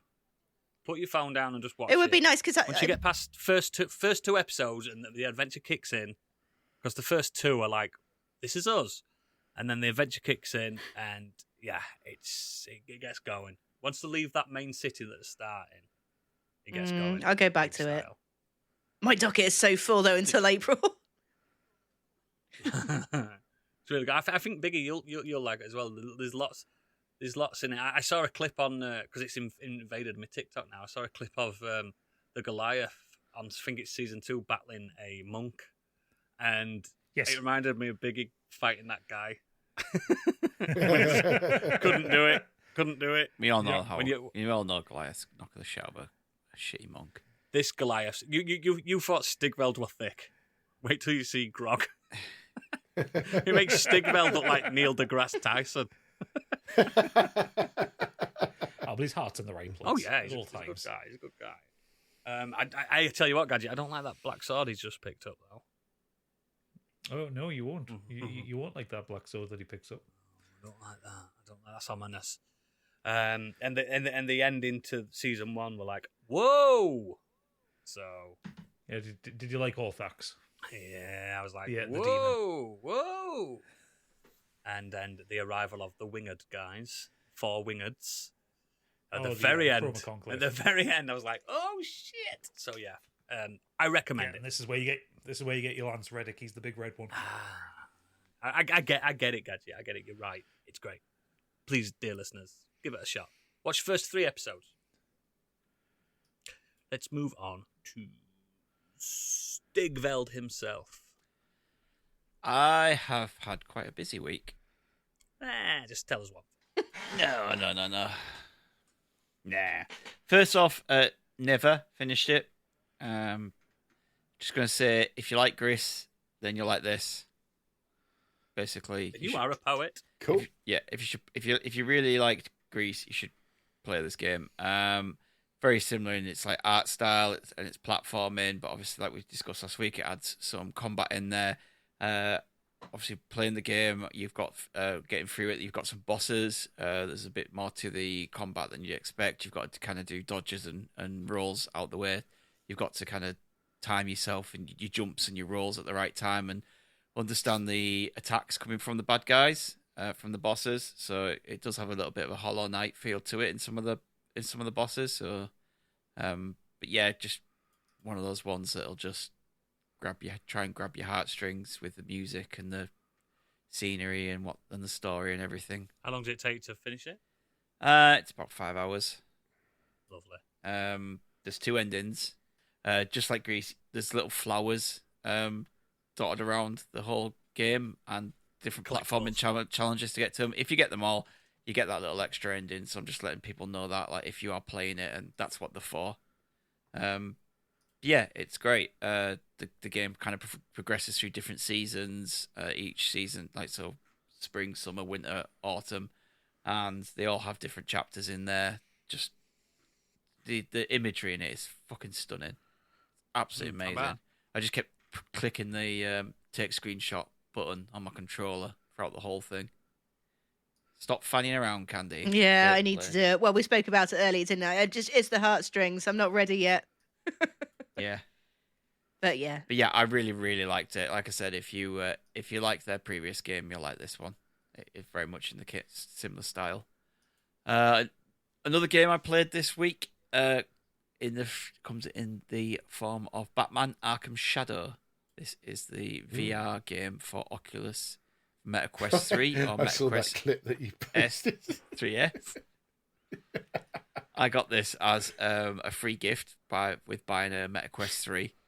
And yeah, it puts you in the body of Batman.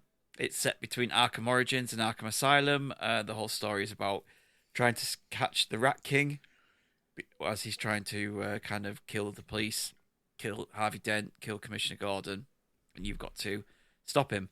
It's just a really, really well done VR game. Like, genuinely, like, you're flying up and down like in the Arkham games where you'll pull yourself up to a gargoyle and you can hang over it and you can grab them and stuff. You can do that. You put yourself in detective mode and look around. You can lean off those things and do takedowns. Wank him off. Or you can So you could, or you can do like you can dive down, and if you got your hands and you press the two, like I think it's the B buttons, and spread your hands out, spread your hands out, then the Batman character, will float down with his cape. And if you Have you knocked any of your family out with doing that yet? No, because they're all shorter than you. well, no, because I have to play this on the slide, don't I? Because it's meant to be a gift. Oh, so you do it when they're at school and that? No, I did it when they were asleep. So yeah, but you can do other things as well. Like if you throw your hand in front of you while holding a certain button, it'll like throw the cape up and like to disorientate them. You've got to punch, you've got to block, you press buttons, you go towards them. You can like just absolutely wail on people, do double-handed stomps and everything. And I'm like, it's really well realized. I have punched the wall. I've punched the bookcase. There you go. Yeah, you have to be wary of your surroundings. You're not setting your boundary. You're not setting your boundary. I am setting my boundaries. The problem is when you have like 5 or 6 enemies coming at you, you don't really care about your boundaries. You are literally just trying to stop them, block them, and wail on them. Why do you go play it outside in garden? Because you can't play it outside in the garden in the middle of the night. That's what Batman would do. Yeah, but yeah, I think it's really, really good. My back quest. They've done a really good job with this. It basically incorporates everything from the Arkham games into a VR mode, crawling through vents, jumping out of them, strangling like guys, knocking them out, Crawling through vents. Please tell me you get on your hands and knees and you're doing a little crawl on the spot. No, you just press duck. But they're right. You can run and press a button. It'll slide, do a slide kick. You've got gadgets that you can pull out from your arm. You get to spend hours in Batmobile. I haven't got in a Batmobile yet. You can like if you can pull like the batarangs from you, like you press a button, pull it from your chest and throw it, and they'll come back to you. Like it's just a really, really well done VR game. Like it's definitely, if you've got a Meta Quest, like it's definitely worth getting. For me. I mean, I've not played loads. I know there's some out there, but it's definitely the best first person like VR game I've played since Half-Life Alyx. Cool. Yeah, really, really, really good. Do you know what? I just had to look up the Meta Quest 3 after that description. It's tempting. It's so tempting. They're on offer. Yeah. Well, they're not on offer. They're just dropped in price. But you can get the Candy. Look behind you. Look at all that stuff. Yeah, I know. you It's can in get boxes. the Quest 3S, which is the cheaper version. It's about £250, I think. I think it doesn't have as good a resolution on or pass-through cameras or something. It drops a few things here and there to like reduce the price, but it's essentially the same kind of. It's good. It'll play that game, like no problem. No, I want the big lad. Yeah, with the Yeah, with the it's not big 3S lads. one, you have to get needles stuck into your eyes from the thing. It's a payoff. It's a payoff for cheapness. Yeah, I have to be a bit careful with because like the first time I played it, sometimes when I do play first person, I get a little bit woozy when I'm moving around. So if I sit down and do it, I'm fine. So I was sat on the stool and I was just swinging around on the stool and just went round and just like punched the fireplace. Like fuck. Yeah, but it's good. You sound like the worst Batman in the world. Oh yeah, I am. Like genuinely, like sometimes it is quite hard to get used to the controls and know which buttons to press because sometimes I will press like pause by mistake. But I'm not like massive far into it. Just a couple of hours. First-person games work with height. Like I'm not having to dig at your tallness. Or you just set your height. So you just set your own height, and the enemies are either higher than you or lower than you. Yeah, you just. No, it just literally on the Meta Quest 3. So regardless of your height, say you were an actual dwarf, you'd still be in the game as big as Batman. Yeah, because you won't be punching the knees. No, I don't know how it put it works. on your head, and it says Dwarf Batman taking on all the. There's a button. It says hold button to set height, and you hold it, and it just sets your height because it scans the room where you're in. I know, but I'm saying is it. You don't have to be 6'6" to play Batman. You could just be any height you want. A child can play but it. When my son plays this monkey tag, and he'll say, "Quick, have a go, Dad, have a go," and I'm like towering over all these Well, yeah, because children. it's set to his height. Yeah, if you don't reset it back to your height, it's the helmet's gone from being like, I don't know, let's just say the 4 foot to then all of a sudden being like 6'2" or 6'1", whatever you are. Like, Two. Yeah. Two. Yeah. Like the helmet, if you don't do that, if you do that without resetting it, the helmet's like, oh, I Yeah. don't know what's going on here. Like, you have to. Yeah, because I usually am in some kind of blue world when I do it. And I But have to the reset thing about the boundary. best thing about the Quest 3 is like, if you just hold the like options button, it just resets. So it's like if you're for If you some need to have a reason sit down and for some play. reason your menu just like goes over there for some reason. You just hold the button, it just pulls it back in front of you. So yeah, if you want to move around and Ah. stuff. And then I played some walkabout mini golf. Oh, that is fun. That's really good fun. Is that just like putt? Yeah, but it's I don't know. really Yeah, good. Yeah, that's my kind of VR Yeah, vibe. it's really zen. Well, the easier That's what I'd the be easier levels playing. are. I'd be playing that and like, I don't know, like bus simulator. Somewhat dull. Yeah, sorry. I'm just going to quickly mention two more things. I watched a film called Woman of the Hour. This is on Netflix. Oh yeah, I'm keen It's on this one. directed by Anna Kendrick, stars Anna Kendrick. It's about Right, the theme tune. Knew you were gonna sing say the that. theme tune. it's about serial killer Rodney Alcana. In 1978, he decided he would go on the dating show in America. So this man had been kidnapping women, sexually assaulting them, and murdering them. Ugh. And for some unbeknownst reason, he decided that he was going to go on a dating show. And so it's kind of set around that episode That's of that fucked show. up. Yeah, massively. Interspliced between all that, you have him meeting women, killing women, Murdering them. and murdering them and stuff. It's fine. It's a decent directorial debut, but I think there's a better story to be told. Like, by all accounts, he was sentenced to, I think, like 8 deaths officially. But they said that they reckon that he killed up to, like, potentially 130 women. Fuck. Like, absolute monster. An Bloody hell. absolute But monster. they only proved that many. Yeah. I think Woo! I think there's a better story to be told where you could still intertwine this, like him going on the game show. It kind of just, I don't know, it just kind of ends, and then it gives you that, you know, Rodney Alcana did this, blah blah blah, and it ends, and it's like, okay. Yeah. Yeah, I think if you did more of a police investigation, like Zodiac style, like film on him, would have been a bit better, personally.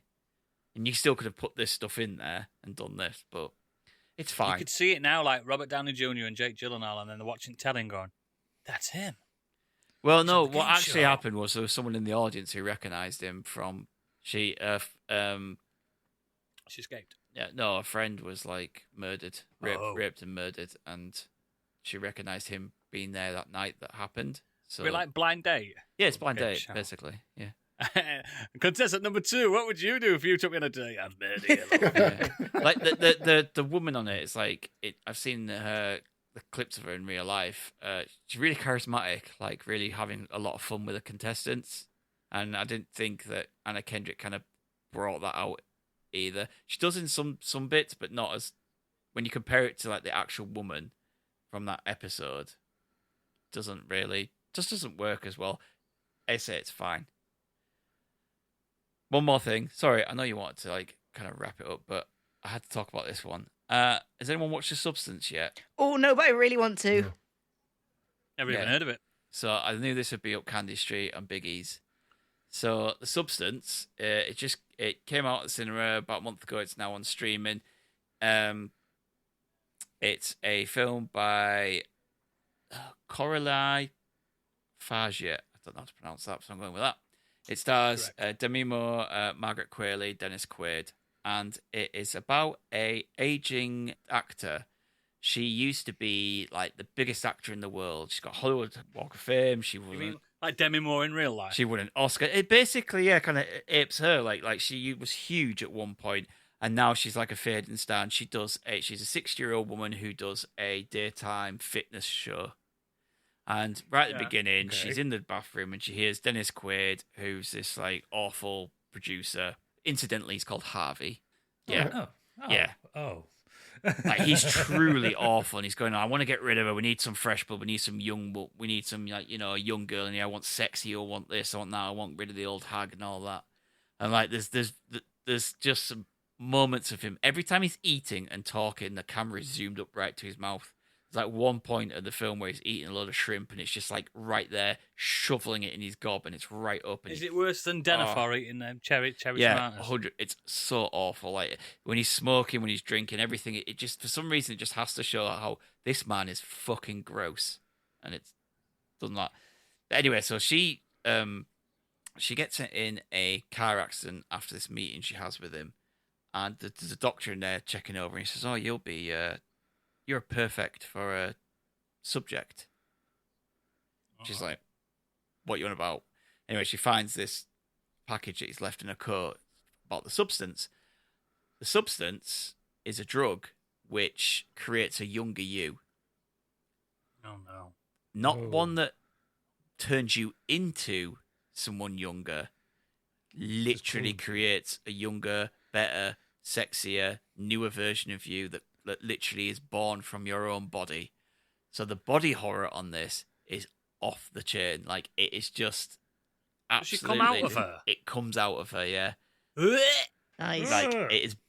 Like a sexy Margaret Qualley comes out of Demi Moore. Demi who's Moore's also sexy. Oh, Demi Moore's back, yeah. Like, it's... And there is rules and everything around the substance. Does she die then? You can't... No. Don't feed it after midnight and all that. Don't put water on it. It's basically like that. It's like you have to... Gremlins. Your vessel, your original body is still there. You have to feed them with this kind of like gruel that they give you. You have to take the spinal fluid stuff when you're the younger version. Stig, have you made this up? Nope, you can't go longer than 7 days. Like I'm into this. I love the concept, the execution up to a point. It's well acted by Moore and Qualley. It's very sexy. Like there is a lot of focus on bums and tits because it's all about like what's it on? Younger, sexier version of you. It's just rent on that off Amazon. It's brimming with style. It looks amazing. It's really unique. I'd say I love the setup of the substance, how it works, what the rules are, how you get hold of it, and everything. It's too long. My problems with it are it's definitely too long. It's 2 hours and 20 minutes. And the final act, I really didn't like. Now, I know some people love it. I actually think Candy will really like it. It goes like it goes full trauma. Oh, boy. It went a bit too comical and a bit too out there for me at the end. Like there's bits right near the end. I'm like, this is great. What they're doing here is great. And then they did something, and I was like, yep, that's great. It works. And then it did another like 10, 15 minutes on top of that, where they just kind of went, fuck it, we'll do this. And it just kind of ruined everything that came before it. So some really amazing stuff in there with an ending that I didn't get on with. But I appreciate that some people will absolutely love the ending. I'm going to watch that tonight. Mileage will definitely vary. That sounds too scary. It's not scary at all. Yeah, I'd be up for it. Definitely not scary. Gross. Like Gross. it's like a gross death becomes her. Like they take a drug, they get a younger version of themselves and stuff. But yeah, the body horror and the message is all there. It's all about stop trying. What, Demi Moore, you're already fit. Shut up. No, but like it's all about stop trying to capture your youth. Like you live in the moment. You look at people now and they're like, look at someone like Sharon Osbourne trying to stay as young looking as possible. And Sharon Osbourne looks like she's put like nail polish all over her face. Clear nail polish. Like each their own. If you want to do that, fine. I don't care, but it's not a good look in my opinion. And like the whole film is all about that. Like Biggie, cancel the Ozempic. They're trying. We're not bothering anymore. She's trying to recapture you. She's trying to stay relevant. She's trying to stay young and beautiful with a cosmetic surgery / like medical procedure, basically. But the way it's done is just in a real mental body horror Qualley's version. A good pick for a young Demi Moore. Yeah, they don't have to look alike. It's just I know, but I think that's a good fit. Yeah, so it's because they both fit. Yeah, there is just so much good stuff in there, and the ending just unfortunately didn't land for me. But I know that it will for some. Watch it Christmas Day with kids. Yeah, that's me. Sorry, Cool. I just had a really long, busy week. Whew. Biggie, have you? Not quite. Good. I needed a palate cleanser after enjoying God of War Ragnarok. So I have been just literally dropping in and out of Borderlands 3, some DLC that I've been playing on that. Do you know what? I haven't played this game in a long time, and apart Still from shy? the ease of getting into it and just going through the motions of doing the side quest, shooting a lot of shit, screen exploding with lots of beautiful flashy colours and dropping loot. There's really very little to it. I'm finding it quite a shallow version of the game, to be perfectly honest. Which I really did disappoint me because I did quite enjoy the last time I played it. It's a fun game to play, starting but to- it's not a fun story to enjoy. Like it's easy, like you said, you pick up and play it, and you know what the buttons are, you know what the buttons do. Bang, bang, boom, boom, perfect. Yeah. This feels really shallow experience at the minute. But I'm just trying to finish off the DLC that I had for it. Our But boy's I grown did up. do I did do two things which couldn't be more opposite than if I tried. So I went to a gig in the week. And I went to see Let you out? Yeah, and I took the wife to something that she wanted to see for a long, long time because it's going to be our 25th anniversary of being together this year. Congratulations, mate. Thank you. It was the 20th anniversary tour of Il Divo. Oh, wow. I think Which that is quite is- similar to Borderlands. which is clearly, if you know me well enough about the music I listen Am to, I not putting? really Hang on. my Am I thing. putting Il Divo on pod art? Yes, I am. I think you should. Yes, I You don't am. have to because the next one might cover it. But Oh, God, he's got more. well, I just was going to very quickly say that they're doing their 20th anniversary tour, as I said. I like him. They still sing pretty well. They're four guys that sing quite good. But yeah, they're, For opera singers, Yeah. yes, they're known for their Absolute ability to sing tenors. good.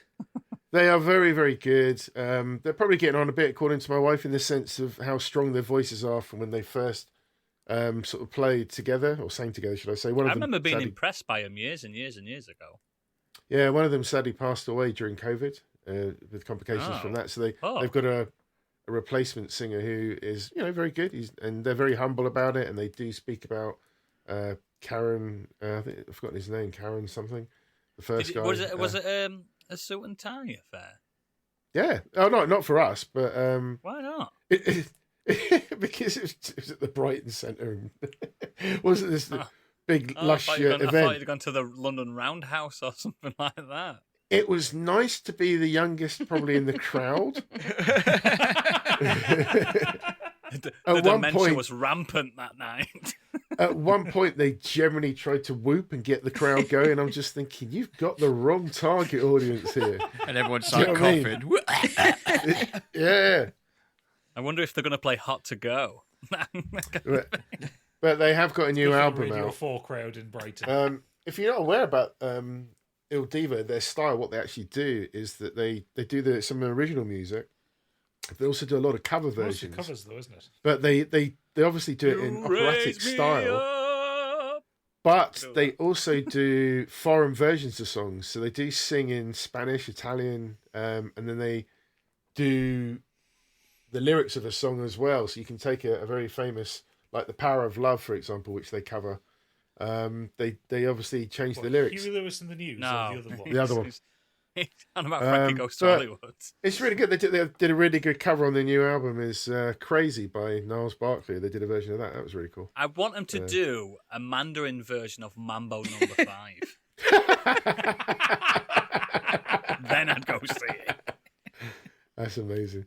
But yeah, it was different for me. My wife really enjoyed it. It's not my kind of thing, I but like I did opera singing. appreciate their skill.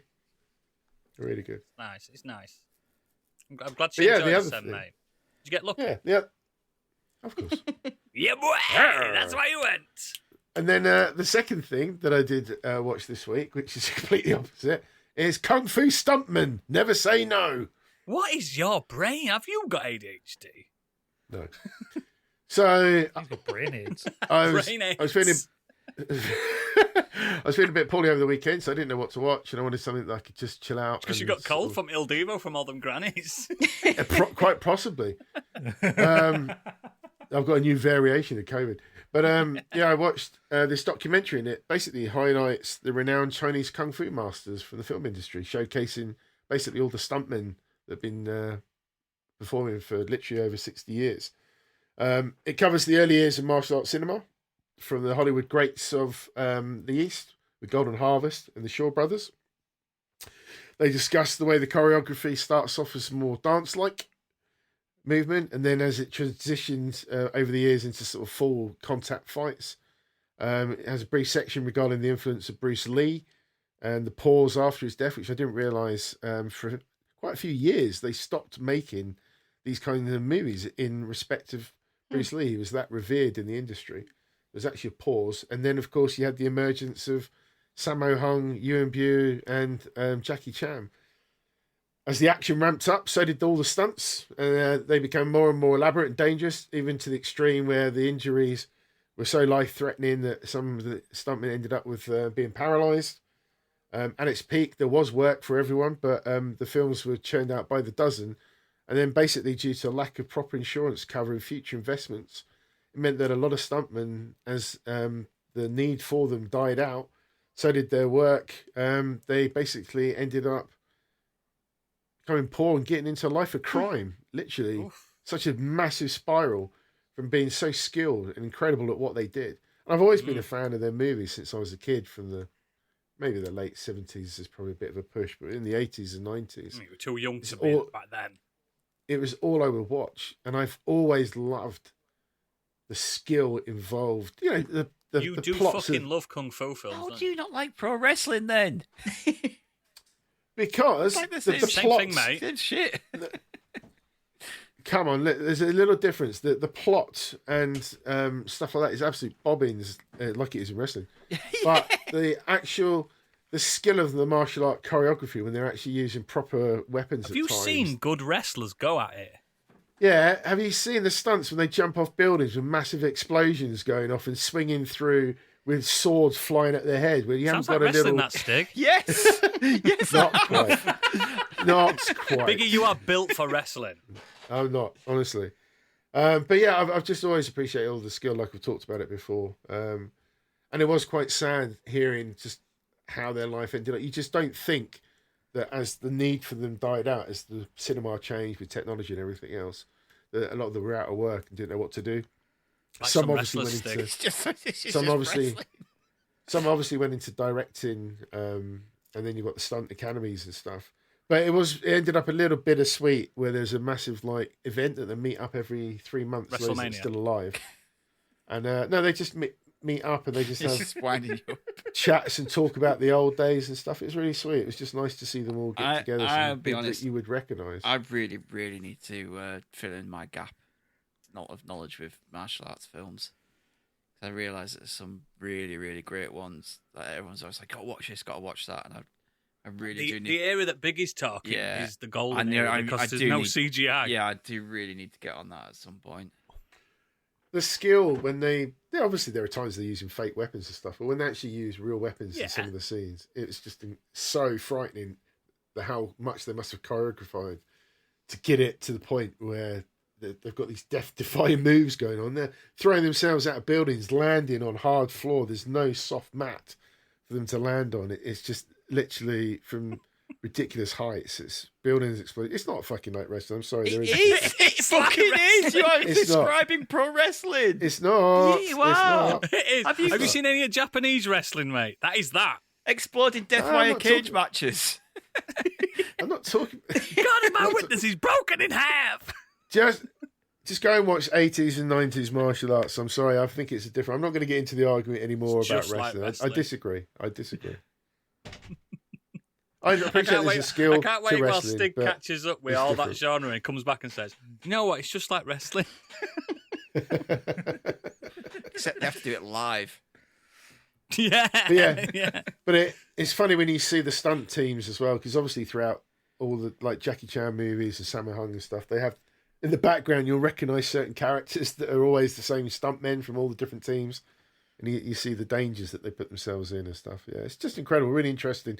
But one caveat, it's quite a poorly produced documentary. It's you obviously- should have led with that. It's from over in Hong Kong and China. It's got subtitles, obviously, throughout the whole thing. It's got some really strange choices of background music while they're talking. But it is nice just to see these people that I grew up watching just still alive, still chatting about, and the respect that they have for each other as performance artists, I guess. Awesome. That's it. God, it's already Have you- been. done Doing me Candy. already? Is that No. everybody? How Candy? dare you, sir? Have I done everyone? No. You did me first. Yeah, it's Candy? me. It's my go. Finally. Yeah, just to bounce off. Not done anything. Yeah, imagine. No, I have. I've done 2 things. And I'm going to go into them in great detail. I'm not. So to bounce off Stig, the first thing I'd done this week, speaking of weird horror films, I watched Longlegs, starring Nicolas Cage. Yay. This has got some fairly stinking reviews. I quite enjoyed it. So basically it begins... I did. Shock.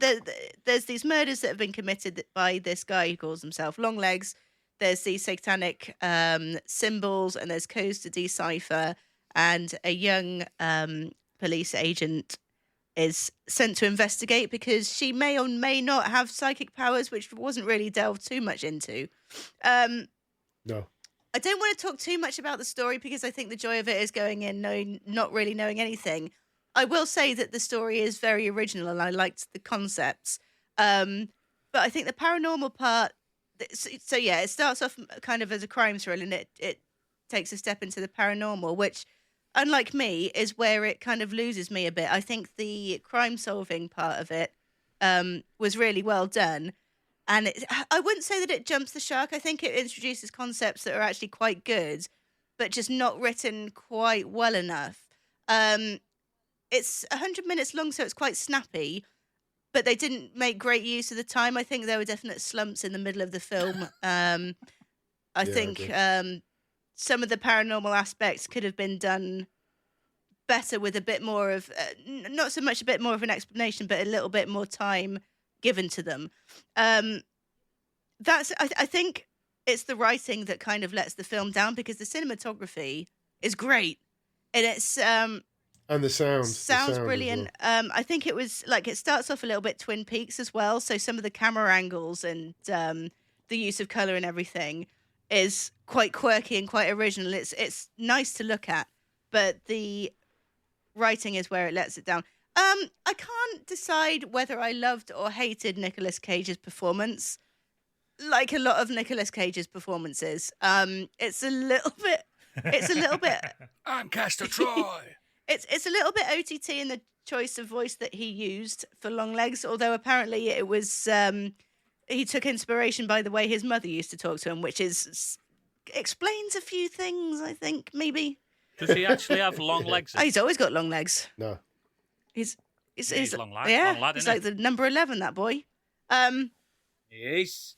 And some pretty interesting prosthetics as well. I would say that you wouldn't know it's Nicolas Cage, but you do. You know a Nicolas Cage. As soon as he starts. Yeah, you know a Nicolas Cage performance. He's actually like for the titular character. There's not like Beetlejuice. There's not actually a great deal of long legs in it.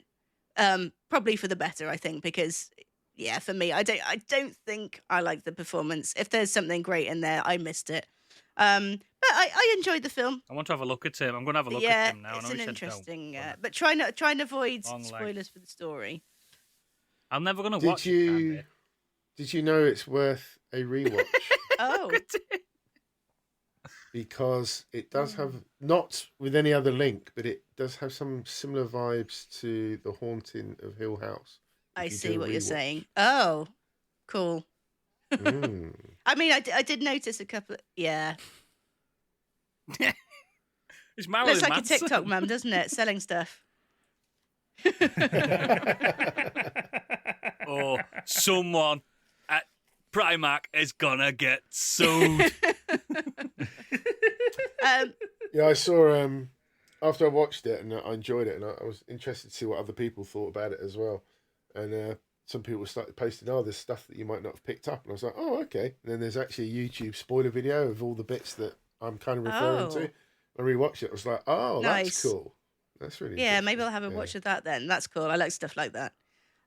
The second thing I did this week is I've gone back to Bright Falls and I've been playing the second Alan Wake 2 DLC, which is called Lakehouse. And the Lakehouse is a Federal Bureau of Control installation set up at Cauldron Lake.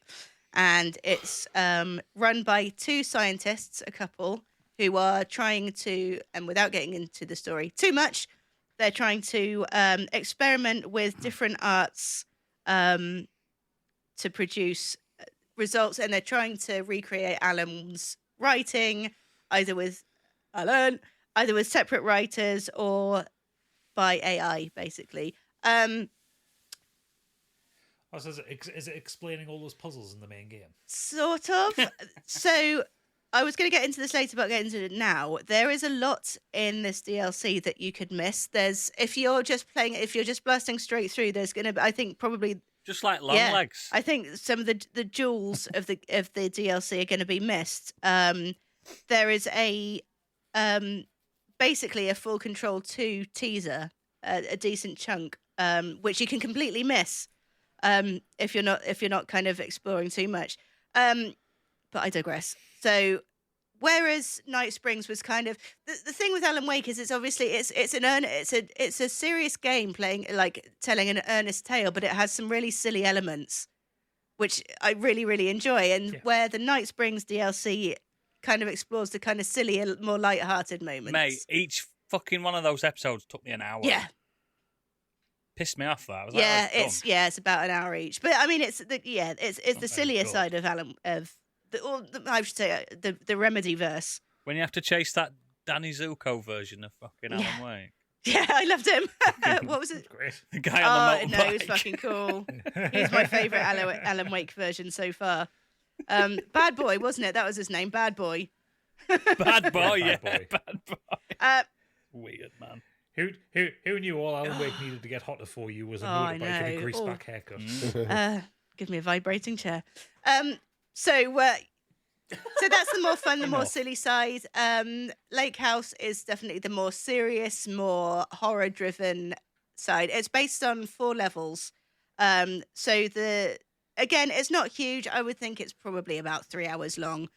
Probably less for you, Oodles. You probably do it in about 90 minutes. I've just finished it now since you started talking about it. Yeah, it's probably exactly what a lot of people imagined it to be, in that it's a setup for Control 2. But you're controlling Agent Estevez, which she plays a reasonably small role in Alan Wake, but it takes place at the same time. She's that really handsome woman. She is very handsome. Yeah, all their characters are. Yeah, you have to rescue her. Especially the Sam Lake he's one. my fave. But yeah, so her story is kind of taking place at the same time as the rest of Alan Wake. So it's what she's going back to kind of discover at the lake to try and solve, what's happening. But yeah, it's a teaser for Control 2. I think with that DLC, like the 2 Control DLCs, the second DLC was a teaser for Alan Wake 2. Alan Wake. Yeah. This is very much the same, and I think this and the new game Firewatch that's coming out next year, I think it's just going to bridge the gap between Control 2, and hopefully we won't have to. So I have to play a multiplayer game to get the story. You're going to have to, though. It might be Not fun. that one, huh? It's a 3-player game. You, me, and Gadget sorted. I suppose we could, couldn't we? We could. Exactly, and you can carry me. It is king. You know me and Alan Wake. I was going to love it from the get-go. I would say that, it was I liked it less than Night Springs. I think some of the puzzles were lacking a little bit, if present at all. I think it was easy to kind of get mobbed by hordes. Some of the puzzles weren't the most interesting to do, but I still enjoyed it. I did finally finish. It's fun, isn't it? Week. It's fun, apart from that fucking bit. Oh yeah, that is annoying. I think that was I think that was the weakest of the 3, but I loved the easily the worst. But I think some of the elements into it, like I don't want to say it without ruining it. Don't. No, but conceptually, some of the sections of it were really fucking good. Coffee World one's the best. They're all good. No, I don't know. I think Rose's one was good. We like Bad Boy, don't you? Rose's one made me laugh so much. With the werewolf and stuff. It's so funny. Yeah, but no, it wasn't just the werewolf. It was, Yeah. I am the two wolves. Yeah. It was that bit. It was like that because Rose isn't a good writer, and it's her fan fiction. It's like the nadir of bad writing. It was this. To say that the bad version of Alan has two wolves inside him, and those wolves become a boss fight. It was the talking trout for me. That was good. Yeah, that worked as well. It was. Oh, to be fair, it was right at the beginning when Rose says, "I need to accessorize," and she goes into a room and it's just Accessory room everywhere. Girl needs her accessories. Yeah, it's pretty cool. It's pretty cool. And Candy's sticking with the Halloween theme. Yep, it's been a spoopy old week, and I'm going to watch The Substance tonight as well after we finish recording. I feel like I want to watch that, but it's frightening. Oh, you'll be all right. It's not scary. It's not Just scary. watch a cartoon after. Vox Yeah, there you go. Cool. Have we had any listeners wanting to talk shite at us, Gadget? Yeah, we've got a lot of shit talk from the listeners. Yeah, God. Xenos starts off with, let me tell you about Biggie. No, he doesn't actually. But Whoa. What game has he not been playing this week? Well, since last week, I've played nothing but Hades for 5 days straight, and I've successfully beaten Hades 9 times, plus the 10th clear after that to finish the story. Solid game overall, even if I did rush it enormously, and a pretty solid story for a roguelite. Consequently, I started on Hades 2 on Friday, armed with significantly increased competence with analog sticks. You don't really realise how hard it is to learn to play reasonably fast games with these if you didn't use them as a teenager. In the last 2 days since I started on that, I've cleared the underworld down to the main antagonist Kronos about 3 times, but didn't manage to kill him, and gave up and started working on the Mount Olympus route instead. Having nicked a bunch of metal from Mount Olympus last night, I now have the weapon I mentioned in last week's feedback and can start playing the game properly. The weapon in question is called Zinth, the Black Coat, and it's not exactly your standard Greek mythology fare. For anyone not familiar with Hades 2, main character Melino is the younger sister of Zagreus from the first game and is a witch as well as a goddess. If I can pull in double duty, love. You start out with a fairly standard witchy implements, a staff, a pair of daggers and sickle, and you can unlock more as you go, which include a pair of fireball wands, an axe Stigveld would be happy with, and a set of cursed skulls which are somewhere between baseballs and grenades. The Black Coat, however, is a mechanical exoskeleton that gives you explosive punches, an energy shield while charging a punch, shoulder-mounted missile launchers, and a jetpack. Oodles has got a mech. He's There's a clearly mech in not this heard game. of the Colossus of Rhodes, the first mech. The very first mech.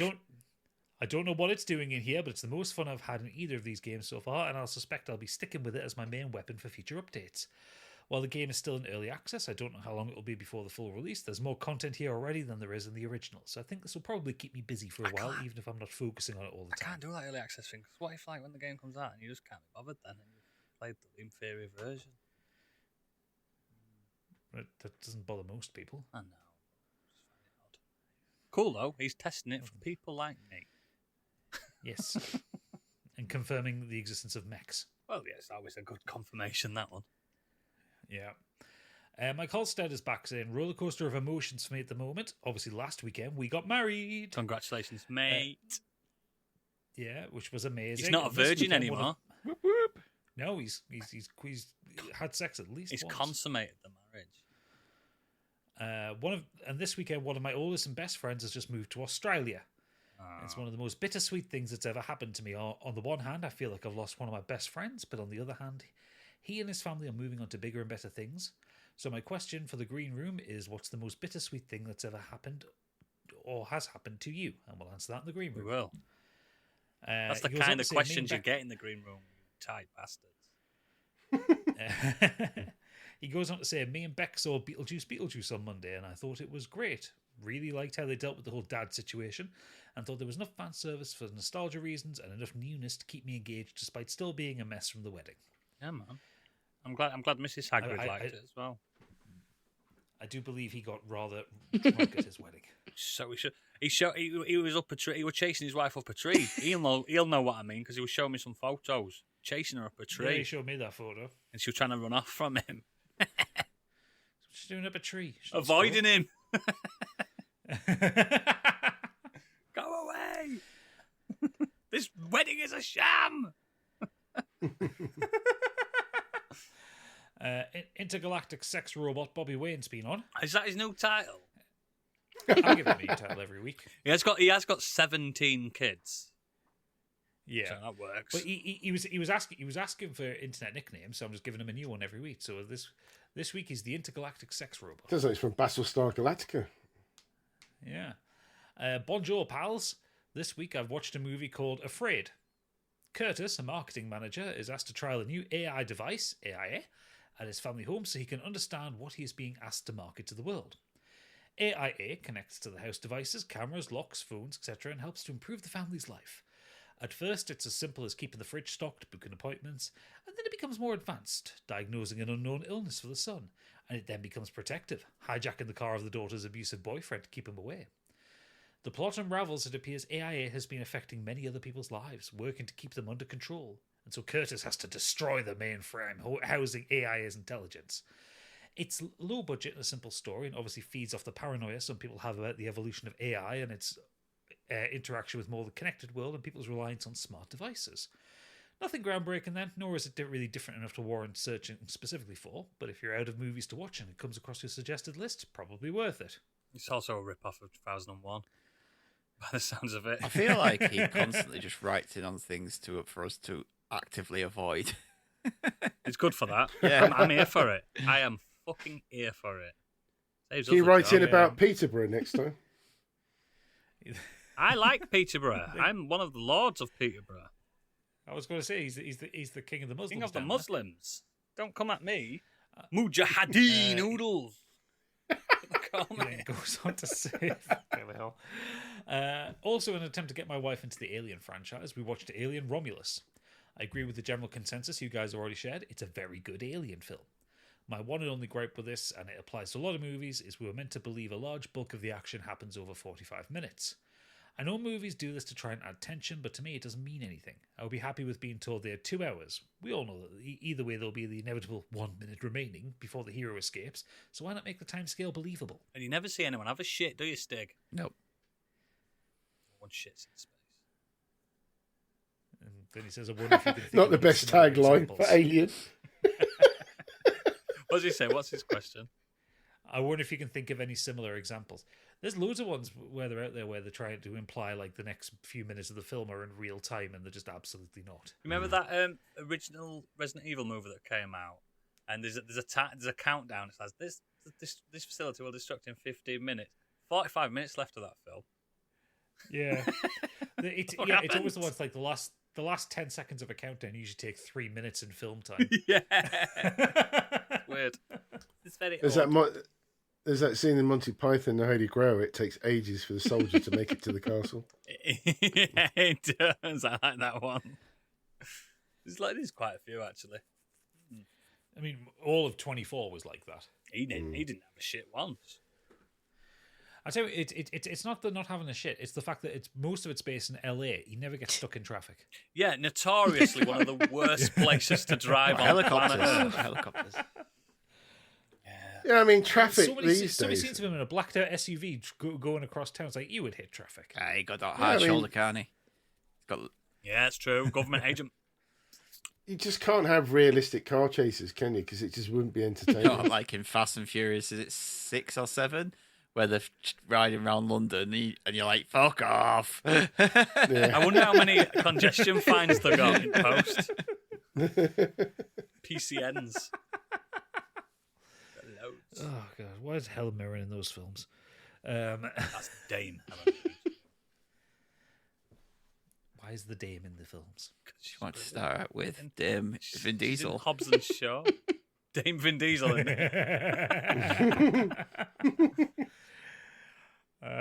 Last up, Best Boy Angry Kurt. This week was another film-heavy week for me. First up, the final Hobbit film. As with the first 2 films, I don't understand the hate they get. Sure, they're not Lord of the Rings quality and could be better, but I was going to each one expecting something like Alien vs. Predator Requiem, by the way. People speak about them, and they're perfectly fine films in my opinion. I don't think anyone speaks about them like that bad. Like, that is genuinely one of the worst films Yeah, that's just of a a bad franchise. film, Like, it's horrendous. It just, for me, they're just bloated CGI messes. Like, they needed so much editing and pulling together. They were trying to recapture that Lord of the Rings feel, but just did too much, in my opinion. It just didn't work. Yeah. The Battle of Five Armies I found to be the second best film of the trilogy, with some epic battles and a good redemption arc for Thorin, who acted really well. Good redemption, eh? Next up, Don't know. Next up was the 2022 version of Speak No Evil, which has been added to my list of films that I think are brilliant, but I shall never watch again. It's so incredibly tense throughout, and by the ending, boy, is it brutal. I didn't see it coming, and it goes hard on how disturbing it is. I've been thinking about it ever since. I need to get You this should watched. chase that film up with a bit of Schindler's List, mate. That's a film that you'll never watch again. Do you know what? He The watched, more I hear, he watched Old Boy recently as well, didn't he? Fucking hell. Yeah, he's had a run of it. He's having a midlife crisis. Children of Men next. Let's go. the more I hear about the original, Fast the and more I want to Furious watch 10. it because it sounds I way want more to watch them brutal. both. You'd like it, Yeah. honestly. I think you'd like it. I'm not going to watch it either. Then there was a documentary called Life in the Fast Lane, which is a documentary chart in the history of F1 narrated by Michael Fassbender, but with a particular focus on how safety in the cars has improved from the early days. I enjoyed it, but unlike an F1 film like Rush or Senna, I'd only recommend this one to true fans of F1. Oh, just about to watch it. Finally, I also watched the original Old Boy for Never Watchers, which I'll summarise here by saying I loved it and can understand why it's a classic, though given the theme, it's also one I'd not watch again. He's a really good dad in that. Really good. Too good, some would say. In games, I started Black Ops 6, and I'm having a lot of fun with it a couple of hours in. They've made some cool choices with the missions, which aren't what you typically expect from a Call of Duty, as it's a mix of linear missions with almost open-world missions where you have much more freedom. Third mission in particular reminded me of Far Cry and the open-world area part of Gears 5. Looking forward to playing more. Did any of it... let us know, Kate, if any of it reminds you of, like, Killzone or something like that. Do the Hellgas land at any random opportunities? Just I give it a rest. can't even quote Killzone because there's no good quotes. I can't even go like, oh, for the Don't need to be. Killzone. The John multiplayer Killzone. was fine. It was great fun. Name me a character on I'm here to kill Killzone, in the Biggie. zone. Name me one character on Hellgas. Killzone. No, one Hellgas. character. That's not a character. Name me I don't one want character. to. I don't want to. You don't know. You mean? I haven't played it for a long time, mate. It's a long time ago. 25,000 Stop shitting on things I years love. ago was last I time you don't do played this it. to you. I don't do this to you with things that you love and No, 'cause revere. things I love, you love. No, I don't. Name one. Dragon Quest 11. Didn't like it. You did. Shite. Lord of the Rings. Shite game, No, shite film. shite. Yeah. Too many orcs. Shagging lasses. You'll love it. I'm gay. Finally! You should have told me that in October. God. Fucking what a waste. Is that it? That's why it's so soapy. Is that it, Gadget? Candyland. Yes, it is. Yes. As always, links to all our extracurricular activities are in our show notes and in our Discord. Join us. We might have a wiki back next time you listen to this because Stig's building a wiki. It's time for Candyland.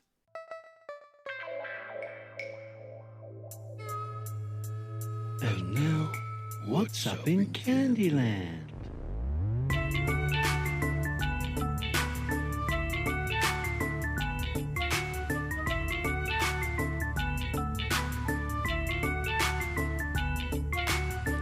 Why do carpets not smell more like smelly feet? Are you on about? Carpets in your house, When was the last time you were on your knees sniffing You a sniff carpet? a carpet, it fucking stink.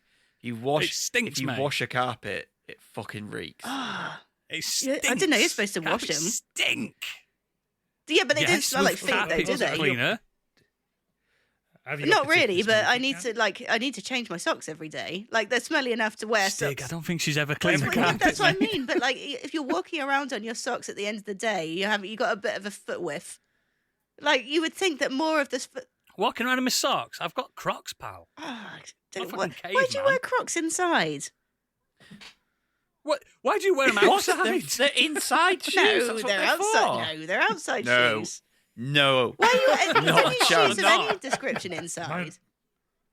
Mine are both. Mine are my slippers and my walking shoes. Yeah, but you go to the shop, I you just got leave. the ultras though, mate. You got the outside ultras. in my Crocs there for wandering around the house. You don't need inside Yeah. shoes.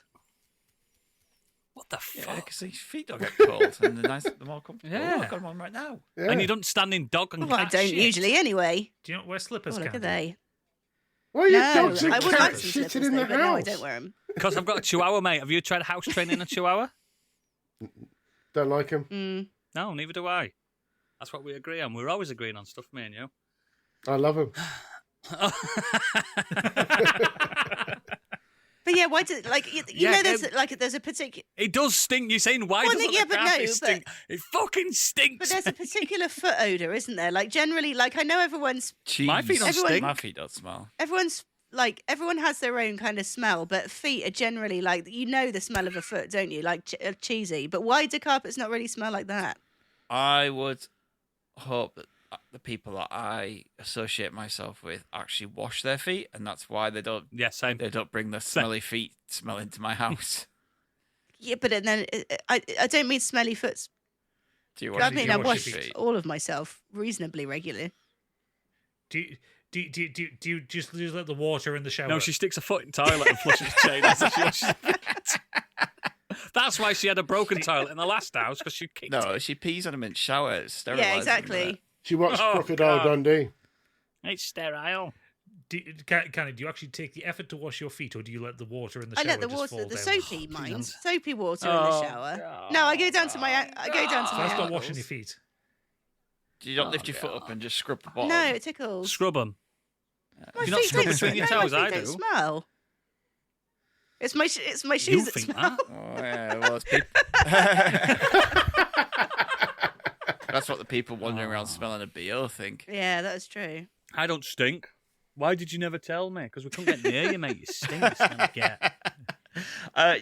If you generally, most carpets, I think They if you stink. got down and gave them a proper whiff, you Yeah, wouldn't. the Yeah, minute, mate. you wouldn't. They don't smell great. Do you know what? At the moment, my I remember. Again, that's why the 3-second rule is bullshit. Because when any food drops on the floor, immediately gets whatever it landed on That's all on right. it. It's fine. Nah. Well, not in the tattoo yeah. studio so much, No. but at home it's fine. Biggie, it's after 3 seconds. Yeah, please never drop a needle Yeah, and, and no. go, 5-second rule. I'm fine with that, Candy, if you want to do that to me. But I distinctly remember getting knocked out in a pub once and waking up smelling the carpet. Oh yeah, but that's something else though, isn't it? yeah. That's Oh, yeah. It's the most Yeah. rotten smell. Like my nose is bleeding, but I can smell blood and whatever that carpet Pub- had seen. pub and carpet also is there's like people, yeah, there's not yeah. people Oh, it walking was- around in their socks on a pub carpet. Well, Yeah. What we Most of use the for time. our carpet at home as well. The problem is because we've got dogs and We use Rug One Doctor. of them- Have you ever heard Yeah. of Rug one of Doctor? them molts loads, so I have to use a rubber brush to get all. It's find it really hard to get get it an out. appointment these days. And if you do, Yeah, the rubber brush is so like pull all we the also air get up, this doesn't it? like sprinkle, this white dust that you sprinkle Yeah. on. Shake and It's vac like to bring it's freshness basically back. shake and vac, yeah, but it smells really nice, so it just freshens it up a bit. do you know what's annoying like about the There you new go. house is that like it has The the landlord? smell of the and it has the smell of the last family in Smell here. of It doesn't carpet. smell like me yet, and I've got quite a distinctive smell. Like Gadget, you'll know my You my have. house smells like me, doesn't it? So I've been told. It does. There is Shite. there is a smell of kind of red wine and And chicken. sometimes a candle. No, if I've got friends coming around, Occasionally a candle. I'll light a candle half hour before. It's because you fart too much. There's no such thing as farting too much. It would be worse if I didn't fart as much as I needed to. Do you know when I first got with my wife, I used to go outside and fart because I was scared of her hearing me. I used to go outside and go, and then I remember one day I just went, fuck it. She never made a note. I was saying anything. I'm like, No, "That's because it." she was messaging all her mates going, I'm with this Fucking bloke who's Trump. just farting Farted. outside.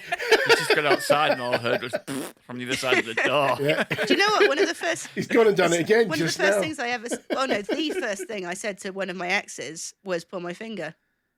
And it was a beautiful relationship. So I'm conscious of time, but we do have a listener, Candyland. Ooh.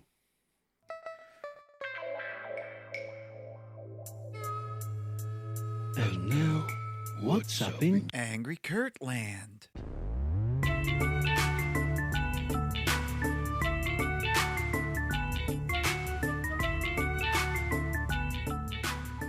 So Kurt asked, thought, given that dogs can learn human words for instructions like sit, lie down, wait, etc., in theory, could it be possible for a dog to learn the basic English language if they were able to live long enough?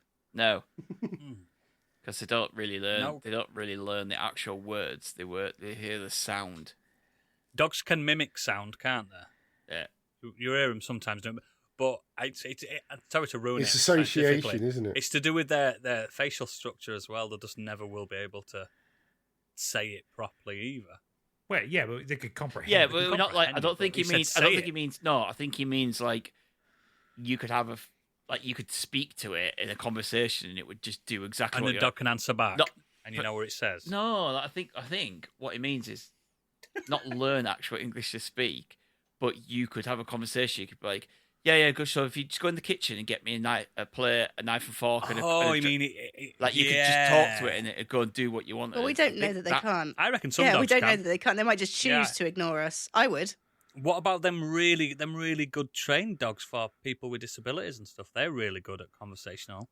I don't things, think aren't they? that. They understand I don't think things. it's as deep No, as that. it's Though. not as cut as I think cut and dry as a that, lot is of it is basic commands and sounds and the tone of your voice. Tones. It's Tones tones. a big one because I can go. Do you want this fucking cheese? And he won't have it. But if I went cheese, Yeah, he'd you have can it. also call it. You can also It's tell it's the association. worst dog, They link everything worst dog you in the do with them. world. But if you do it in a tone where it's just like, "You are the worst dog in the world. I fucking hate you," and then, but they'll Tails be like, wagging. "Yeah," and then, but then if you am. tell them that they're like the best dog in The the world, best. but in an angry it tone, shouting. they'll think you're being angry. The Do you know what? I Yeah, kind of feel it's- like that's how I comprehend people. I agree. I agree. That's how you comprehend people. But I don't think they could they learn. understand- they know the everything. names, don't they? They know the names. But do you reckon it's how you say the name? No, they know the sound of their name. Is that what it is? It's the sound, not the language. Like I reckon if I shouted There we Teddy, go. but like in something that sounded like Teddy, Teddy. in that Teddy, like it just like What if you went Teddy, lad, Teddy? Would he Yeah. come? I don't know, maybe. Teddy, So try it. hey up, Teddy. I mean, I can say any form of dolly and she doesn't respond to me. So. Yeah, you've got one of them. Yeah, you've got one of them ones. A biggie dog. No, she's just ignorant. You've got a biggie Fucking- dog. that's wrong one. Tenants. Wrong one. You got the wrong one. You got Sonny. Some dogs think they're called another name. Yeah. And on that bombshell, we're ending the Here he show. Oh, the comes. other one's here. The other one's Cedric. here. If you're not a patron, this is the end of the show to you. Patrons, we'll see you in the green room. Thanks for sticking with us. We love you. Bye. Bye. Say bye, Sonny. Oh, God, he did.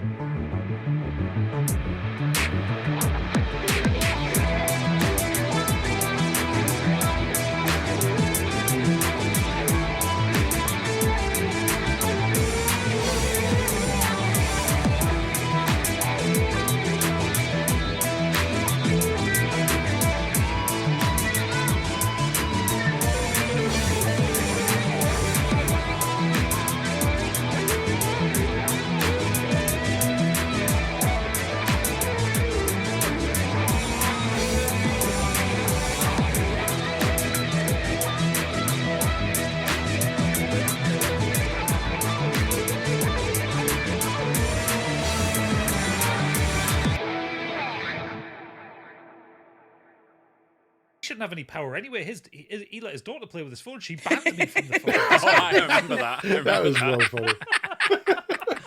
He's like, guys, is the server down? No, you're fucking banned, mate. Who did it, Biggie? Why? He says, oh, let me daughter play with my phone. She was pressing buttons. You fucking twat.